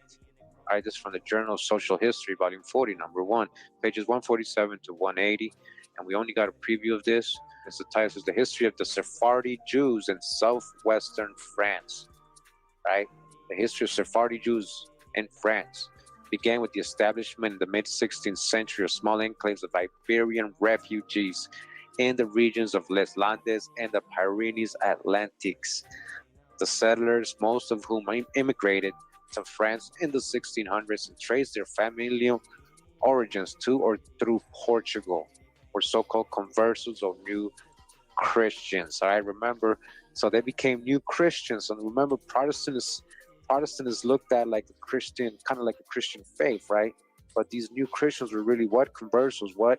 Moors and Sephardic Jews, and we had Moors earlier. We just got in the last book. All right, so new Christians, right? So how do they go from being Jewish or Muslim to Protestant? Well, there you go. This is the Barrett New Christian. That's the title. Before they was known as Huguenots or Protestants. Historians' treatments of these immigrants have typically paid much attention to the legal foundations of the Portuguese colonies, focusing in particular on the fact that the French crown granted the expatriates lettres patentes in 1550 and renewed them periodically until 1776. These legal instruments permitted conversos to settle and trade in peace as a cohort of resident aliens, all right? Resident aliens, refugees. These are the Sephardics and Moors in France. They are the refugees. Original word refugee was applied to them. We're going to learn that the refugee word was applied to them originally.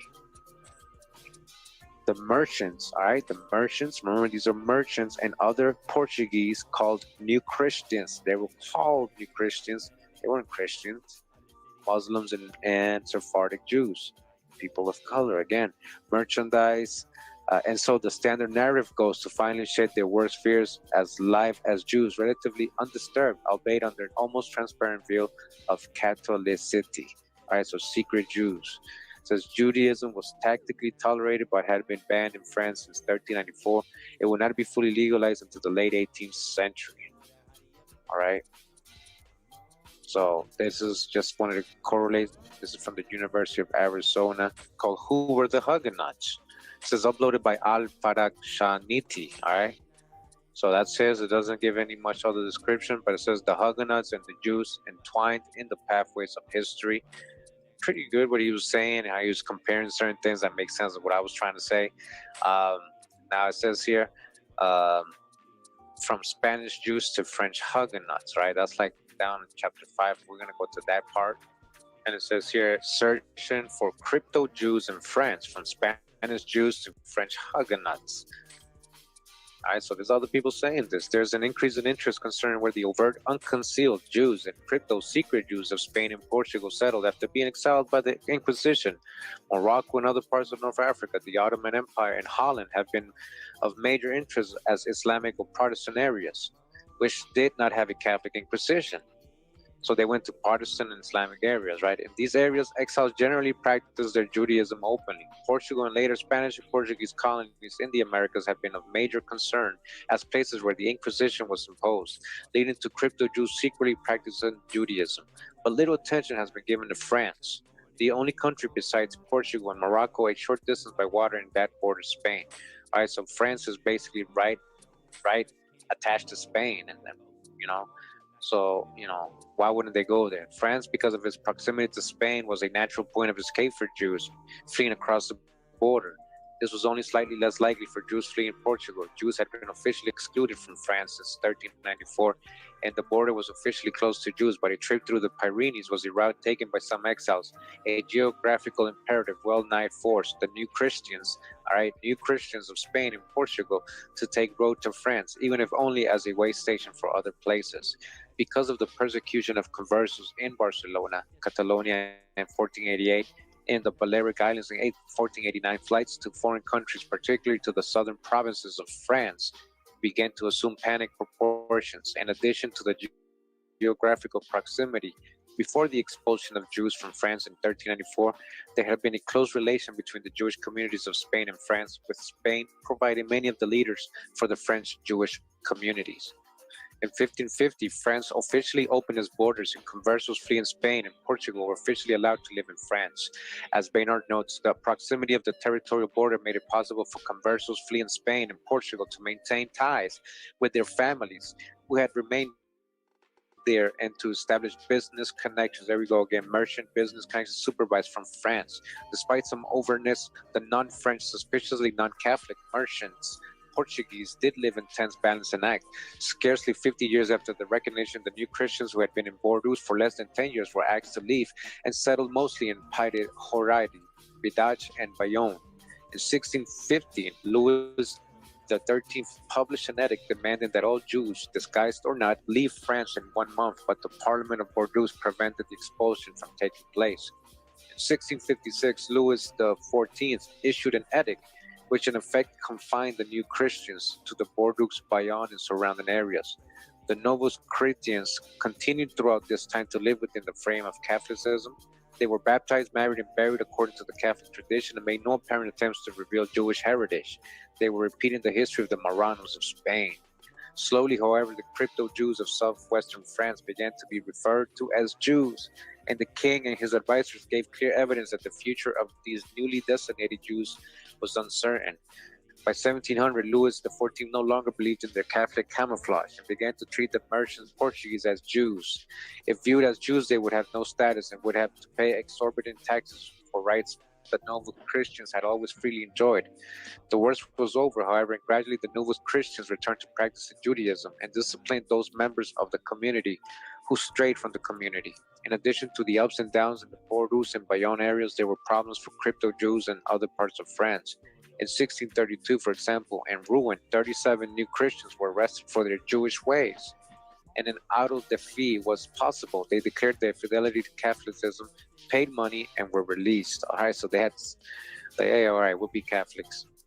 While there were distinct Sephardic communities, all right, Sephardic communities, especially in Bordeaux, which eventually openly returned to Judaism. Most of the Sephardic Jews in France disappeared. All right, they disappeared, just like the Mayas and all these things, right? They became extinct, really. One theory claims that they later showed up in Holland, and another theory claims they merged into Catholicism in France. While it is clear that some of the families' names did show up later in Holland, it is not clear that all the members of these families moved to Holland. Even if one agrees that most Sephardic crypto-Jews moved to Holland, the possibility remains that some members, descendants of the families, remained in France. The fact that the community attempted to discipline straying members indicates that some individuals hesitated to return openly to the community, recognizing individual differences. It also is unreasonable to believe that all exiles and their descendants were able to overcome the pressures of ups and downs of Christian. All right, so basically, he's getting to the point. He's like, where did, because in history, they were there. A lot of them were there, but where did they go? The Sephardians who went to France as either overt or secret Jews found a religious situation very different from that in Spain and Portugal. The rise of Protestantism, French Protestants were called Huguenots. In France was significant for Jews. Protestantism, several factors that would make it more attractive than Catholicism for secret Jews who wanted a Christian outward identity, or for Sephardim actually accepting Christianity over a period of decades. First, Protestantism, like Judaism, had mutual enemy in Catholicism because of the Inquisition's attack on both. The rise of Protestantism in Western Europe added to the insecurity of Catholicism and was one factor leading to the Inquisition. In Spain, Huguenots also were persecuted. The Huguenots were persecuted in Spain. In 1565, for example, in Pamplona, the capital of Spanish Navarre, there was an intensive roundup of active French Huguenots. While Pamplona was a major center of repression of Protestants, other areas also were similar. In Toledo, for example, in 1565, a tribunal made short work of a group of accused individuals, some who were Protestants.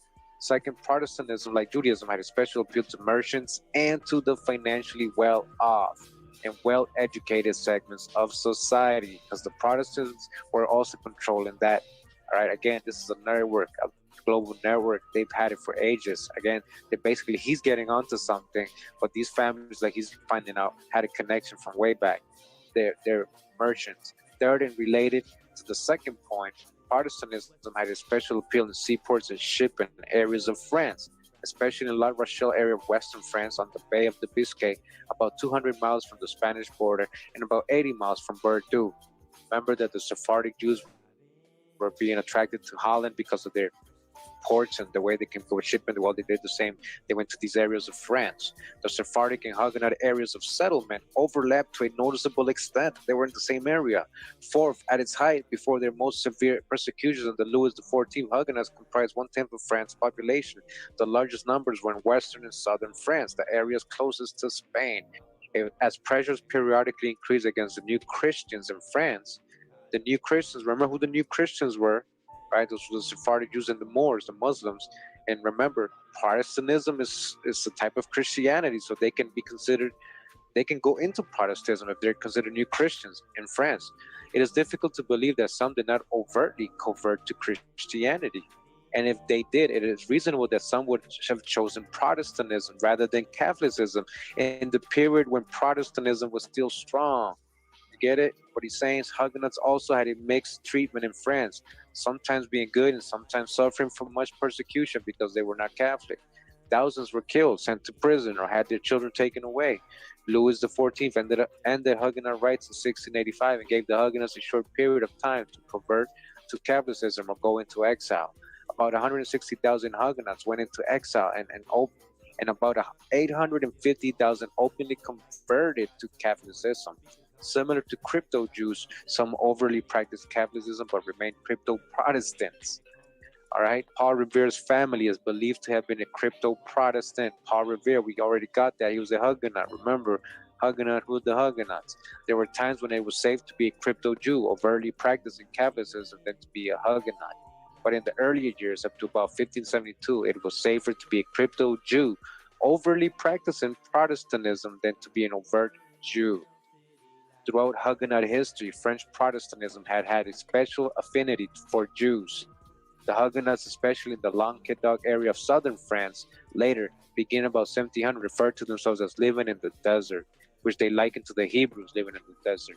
The Huguenot shield had a burning bush in the middle, with God's name written in Hebrew. In the Nazi period, French Protestants had an admirable record of defending Jewish refugees, the Jews and blacks in the early modern world. Jonathan Scorch is the author. Did you know that you could get $50,000 to over $150,000 of investment capital at 0% interest rates to fund any?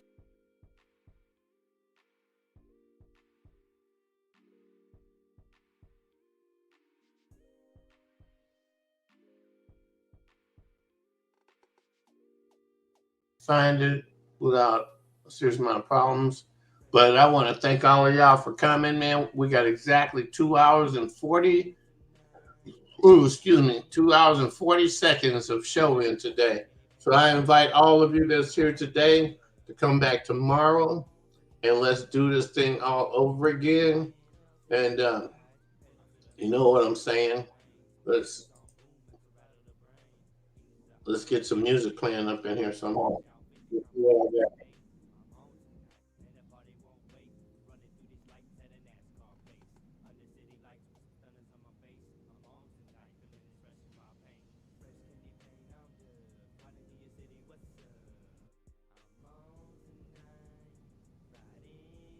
Bring your body, ain't nothing but an Eastside party. You know it's cracking like that. Why you acting like that?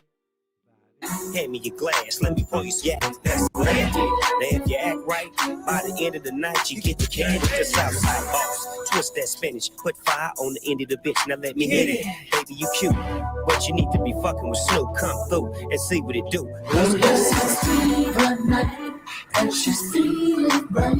Oh yes, it's Eva night, gonna get it in tight. Oh yes, it's Eva night, and she's feeling right. Oh yes, it's Eva night, gonna get it in time.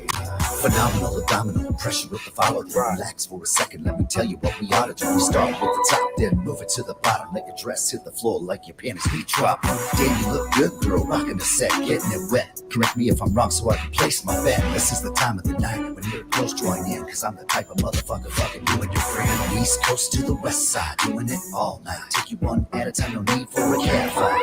The D-O-double-G-Y and the W-E-S-T.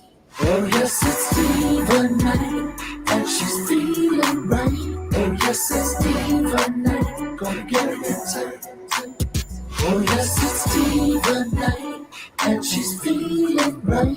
Oh yes, it's Eva night, gonna get it in time. Get it in time. Me and my girls out at the club, dancing all night long to the rubber dog. Gotta be a rude, but I catch my eye.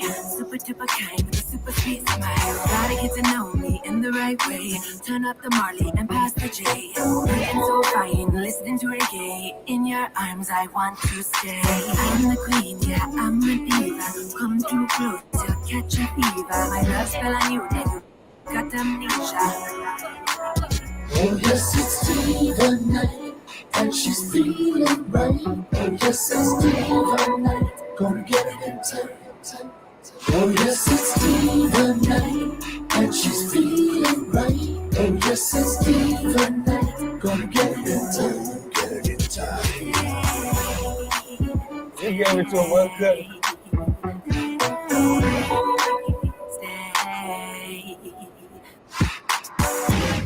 Johnny West, Snoop D-O double G.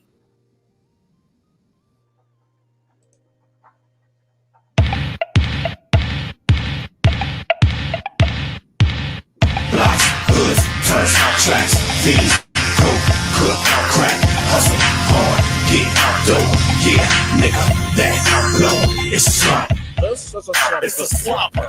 This is a slump. It's a slumper. This is a slump. It's a slumper.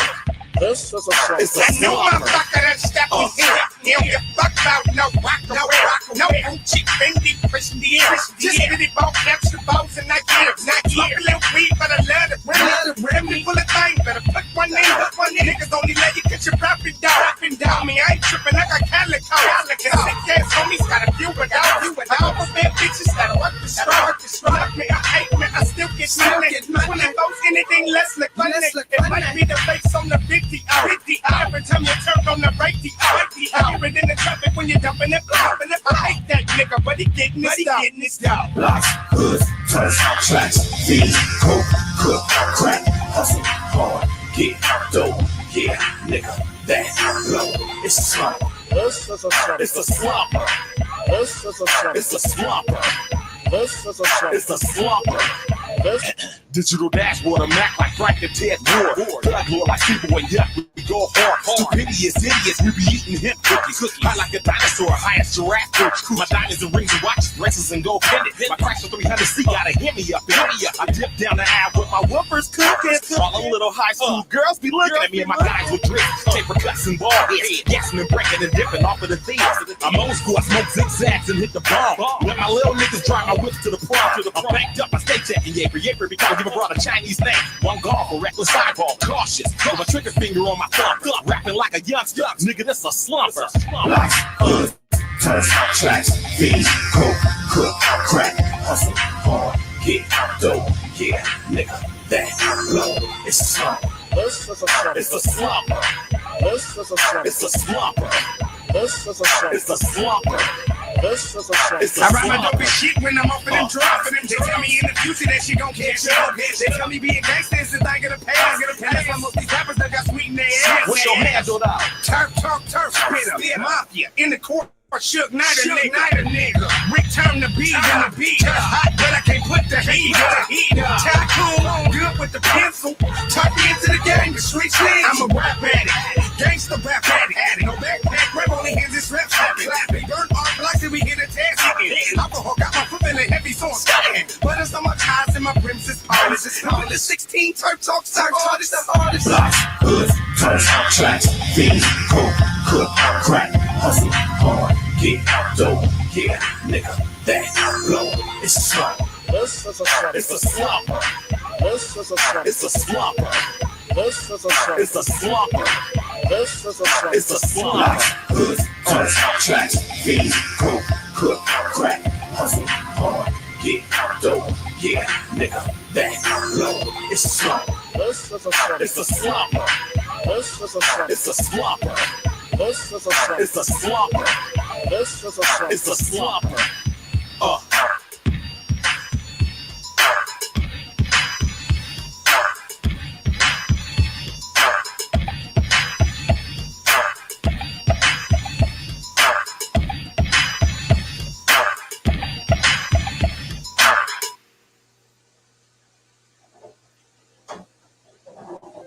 I'm Patriotic Kenny. And hi, I'm Amanda. We've set up the Patriotic Kenny Foundation to give mobility scooters to veterans. It has changed my life tremendously. None of this would have happened without TikTok. My work hack is just keep everything on your phone. Any work apps you have, just keep it on your phone so when you step away, you're good. You need to be using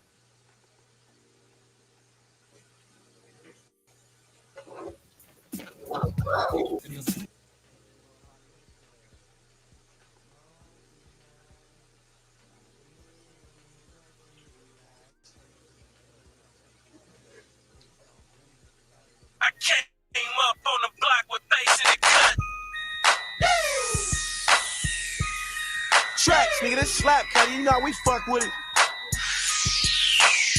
I came up on the block with bass in the from the hood, where it's good, so sweet, out the mo backwood, got perk, got grid, in the scraper with the big shiny wheels, black tee, 23, throw my hood up in the air, you see, got pig, got train, I'ma hug this block till I can't. Yo, this is how it sounded, pure crack had a soundtrack, hustling jack tracks while the drum slap, listen how my, look at how my bass slap, hate that ASAP, lay flat when the cake clap, you can see your face in the pain, 24-inch, no cut, no scrape, get paid till I flame, I rather hit a bass, they wanna see the mob funky fresh in the place, do a croco on the chain. Take a swing of that print, it's going down, your girlfriend at the crib, she going down, hop in the 7-0 and go around, in a circle sideways up the block clowning,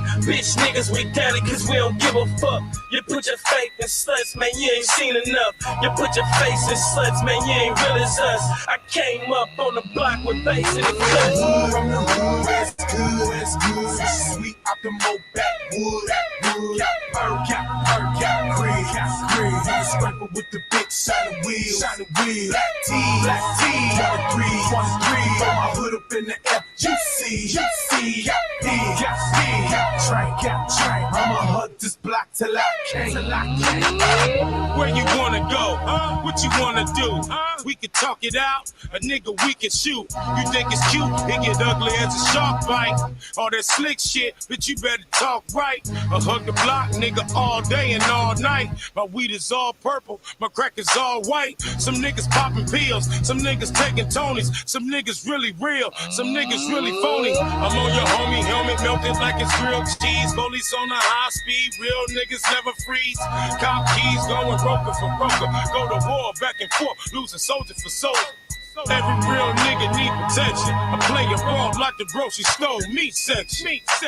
Want me to lighten up or to be frightened, chump? Come through Taliban style and you getting tightened up. From the hood, where it's good, so sweet, out the mo backwood, got grid, in the scraper with the big shiny wheels, black tee, 23, throw my hood up in the air, you see, got pig, got train, I'ma hug this block till I can't. Look, nigga, I'm always here. You're talking to your breath, but I always hear. Take your air with the 5-0, life ain't fair. Lil' Kaz in the pit, doing life up there. He need money on his books, I seen your wife up there. You're locked down in the house, you doing life out here. Nigga, we ain't never scared, we ain't never cared. We eat your food with full stomachs, we ain't never shared. From the hood, where it's good, so sweet, out the mo backwood, got grid, in the scraper with the big shiny wheels, black tee, 23, throw my hood up in the air, you see, got pig, got train, I'ma hug this block till I can't. When my niggas in the club, everybody buy out, we don't give a fuck, we'll stop your cow.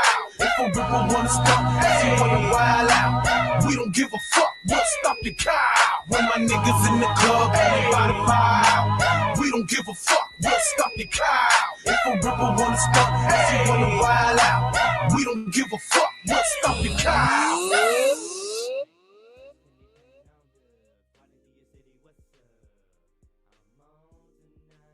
I've worked at... Question: would you build a website for a major brand with more than 200 million users? Come on, Bishop. Yeah. Listen, let it go. My name Bishop Bullwinkle. I got the first church, nothing but the truth. What you say? Deacon Kyle, Deacon George, Deacon Clay. Open up the door and turn them loose. Come on. First, I want to thank God for the blood running warm in my veins. Yeah, I thank God for my life, health, and strength. I got a sound mind, I'm not insane. Come on. I ain't gonna preach too long. I ain't gonna take the service too far. My sermon this morning, hell to the no. Come on. Hell no. to the no, no, no. Yeah, to the no, yeah, to the no, to the no, no, no. Listen, Sister Anna, Sister Ruth, make sure that everybody get a seat. Come on, y'all. Sister Lily may go back in the kitchen, cause when they get through, we need to eat. I must fix me collard greens and cornbread rice, chicken breast, oxtails on the side. That's what I'm talking about. Deacon Underwood, get my picture ready, cause when they get through, we need to ride. Come on! Dr. West, count the money, come back and tell us what you raised. We ain't to find other people. I got some people there looking for some blessings. First, God got to get the praise. Come on, y'all. See, there's an old saying, when the praises go up, you get the blessing coming down. I got some people in the church, God Almighty, look at them, they're messing around. Come on. Woo. Hell no. To the no, no, no. Yeah, to the no. Yeah, to the no. To the no, no, no. Listen, I got people in the church smoking weed, drinking whiskey, they drinking a lot of gin. What you say? I got the preacher with the night prayer meeting, talking about can I give the amen. Come on. Early Sunday morning, about 10:15. Yeah. I got some people, they coming off the street, God Almighty, look at them, they strolling in. They need help. They laying at the altar, they confess to sin, their sin. Come on, wait. Time to see them Monday morning, they doing the same thing again. Hypocrite. Hell no. Come on. To the no, no, no. Yeah, to the no. Hell to the no. To the no, no, no. Listen. Talk. Got kids dropping out of school, talking about they don't want to learn. Yet they're standing on the corner rolling blunts, talking about come on, let's burn. Y'all better get back to school. I got kids walking up and down the street, pants hanging down around their knees. What them pants talk about that they're looking for a job. When I see them get the book, I say please. Talk to them. See all they ever talk about, brag about who got the biggest and the baddest guns. Trying to see the copper with the bubble top. They dropping the gun, they wanna run. Put them guns down. Now the sheriff got them locked up. They sitting in the county jail. It's a shame. I heard the mama, she was crying all night. She can't get no money for the bill. Come on. Now the man with the homeboy, cause they didn't put the money in the commissary. Your friend's gone now. They had you in the jail, brother, man. You were sure get it from the cemetery. Come on, wait. See, there's an old saying that a hard head make a soft behind. Yeah! Well, since you did the crime, don't do the time. Stop the baby crying. Come on. Hell no. To the no, no, no. Yeah, to the no. Hell to the no. To the no, no, no. Listen. When people talk about you, all you gotta do is let them talk much as they please. That's what they gonna do, y'all. Cause all you gotta do is get down on your knees. Tell the Lord about it.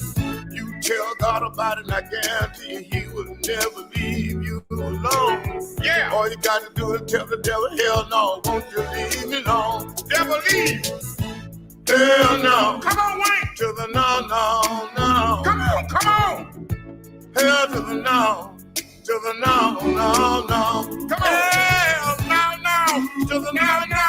To the no, no, no, no. To the no, no. To the no, no. Hell to the no, no. To the no, no. No. Hell to the no. No. Hell to the no.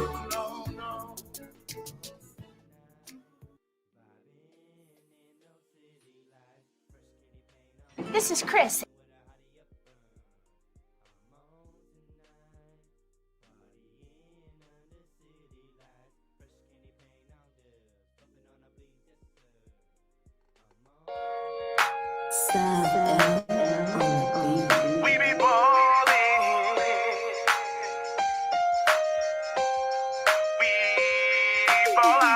I pull up to the line, drop a 3 on them. Dagger in the heart, Kobe lean on them.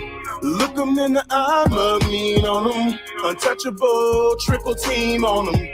5 champion rings on them. Purple and gold, fresh and clean on them. Yeah, I'll be balling. MVP shot calling. Forever a legend. Look in the sky, my name is written in heaven.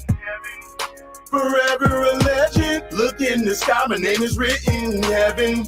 Northern Cali, we be showing love. From the Bay to LA, we be ballin'. Northern Cali, we be showing love. From the Bay to LA, we ball out. Northern Cali, we be showing love. From the Bay to LA, we be ballin'. Northern Cali, we be showing love. From the Bay to LA, we ball out.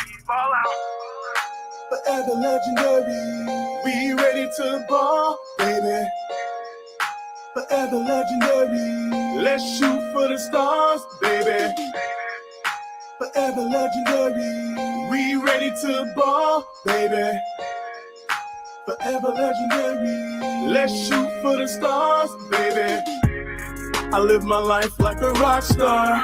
Everywhere I go, they know who you are. But when I'm on the road, baby, getting money on the go, baby, I'm legendary like an icon. Got this game on lock like a python. 24 to the hole, baby. You're not knowing, now you know, baby. Northern Cali, we be showing love. From the Bay to LA, we be ballin'. Northern Cali, we be showing love. From the Bay to LA, we ball out. Northern Cali, we be showing love. From the Bay to LA, we be ballin'. Northern Cali, we be showing love. From the Bay to LA, we ball out. Forever legendary, we ready to ball, baby. Forever legendary, let's shoot for the stars, baby. Forever legendary, we ready to ball, baby. Forever legendary, let's shoot for the stars, baby. I slide through when it's crunch time. Game winner, fourth quarter clutch time.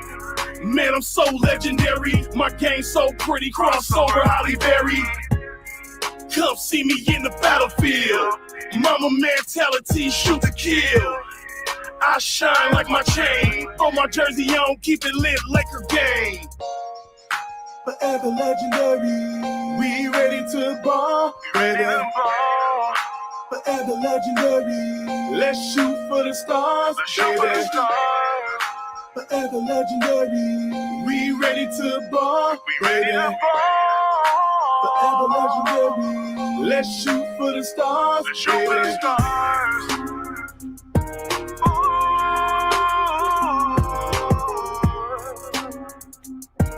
Let's shoot for the stars, yeah. 1, 2, 3, call me.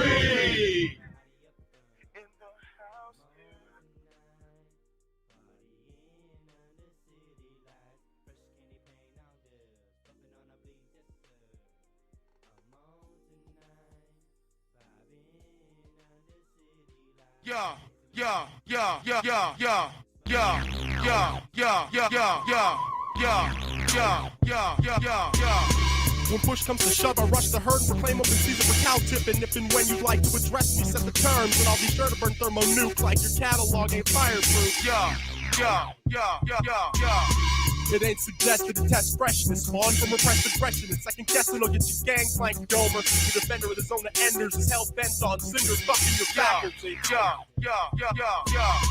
This ain't a game and I'm not here to put up a shot block, and I'm sure as fuck not to be mocked or talked about. Cock boys to deploy the reserves and get this circle jerking on a work in progress. Yeah, yeah, yeah, yeah, yeah, yeah.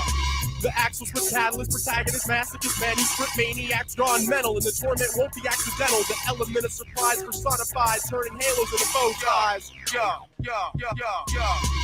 Meg abusive, the variable pair to no known coefficient, transition to span distances uncharted on a return flight from martyrdom. It appears that I've outsmarted them. Yeah, yeah, yeah, yeah, yeah, yeah.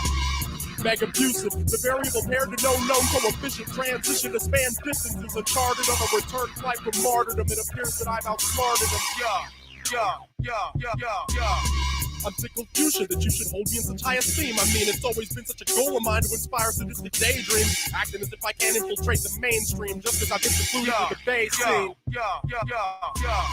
I'm off the wriggle for shiggle, for shits and giggles, and it's a whole lot simpler than I make it look, little pickle. Get trumped and truncated, trying to play Mr. Educated.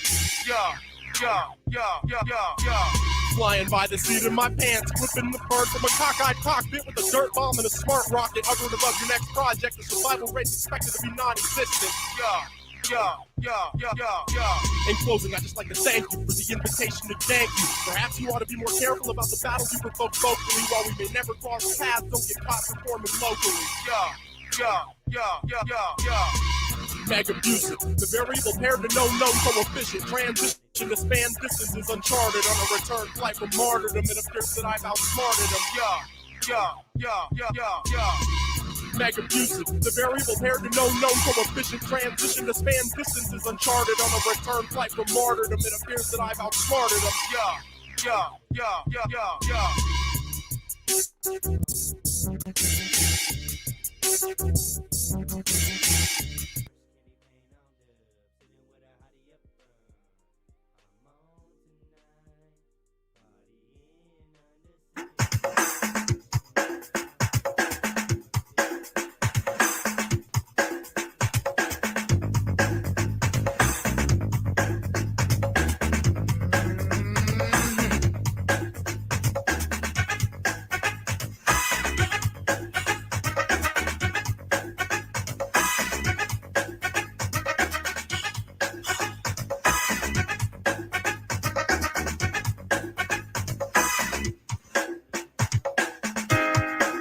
Can you hear me calling out your name? Words alone I know cannot explain what I'm feeling I've never felt before. And I like it, girl, more and more. No one else can take the place of you. You alone makes me feel like I do. Every time that you're around, I hear the sound of my heartbeat. Girl, more and more, and more, more and more, and more and more,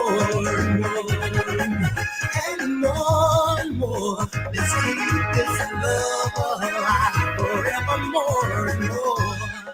Baby, look into my eyes and see just how much you really mean to me. And to know that I will never let you go, 'cause I want you, girl, more and more. I'm excited to the kiss. Always knew true love would feel like this. Making love to you and me right at the top of my list. I find it hard to resist more and more. And more and more and more and more and more and more and more. Let's keep this love alive forevermore and more and more and more and more and more and more and more. Let's keep this love alive forevermore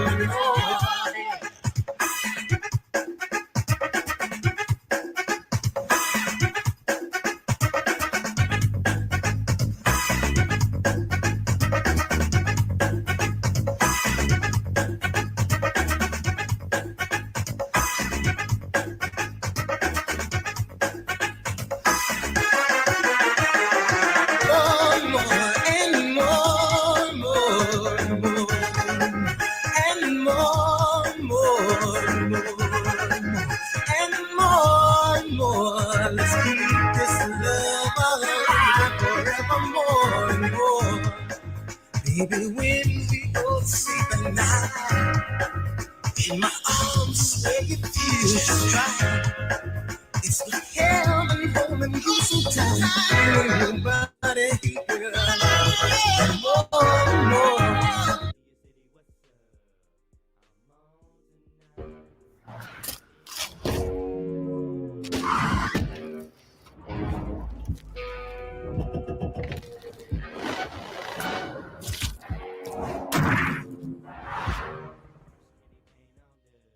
Did you know that in Texas, rifles can be carried in public without a license?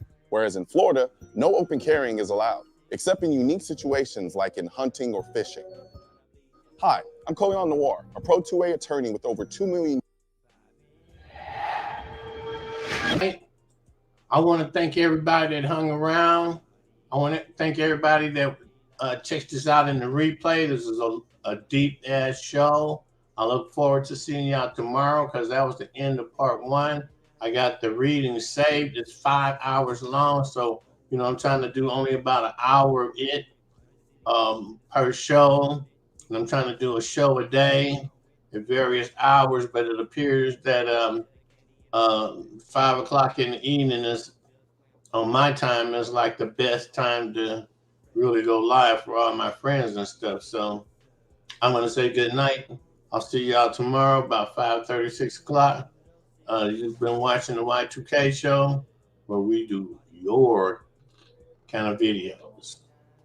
All right, You're watching the Y2K show where they play my kind of videos.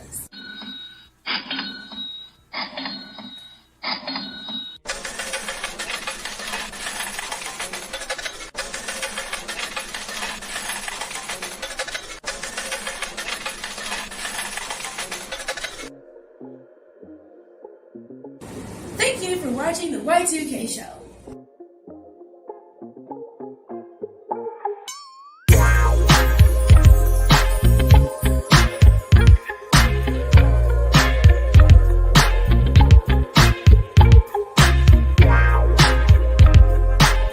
You're watching the Y2K show where they play my kind of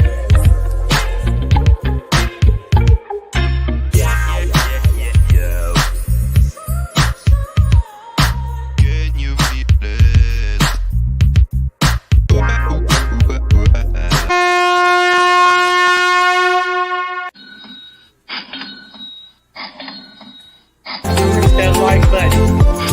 You're watching the Y2K show has been entertaining my West Coast for 21 years. Brian, Thank you for watching the Y2K show. please share our channel with others. Drop a message in the replay. Please support our channel with Cash App. Thank you for watching the Y2K show. Hit that like button. You're watching the Y2K show where they play my kind of videos.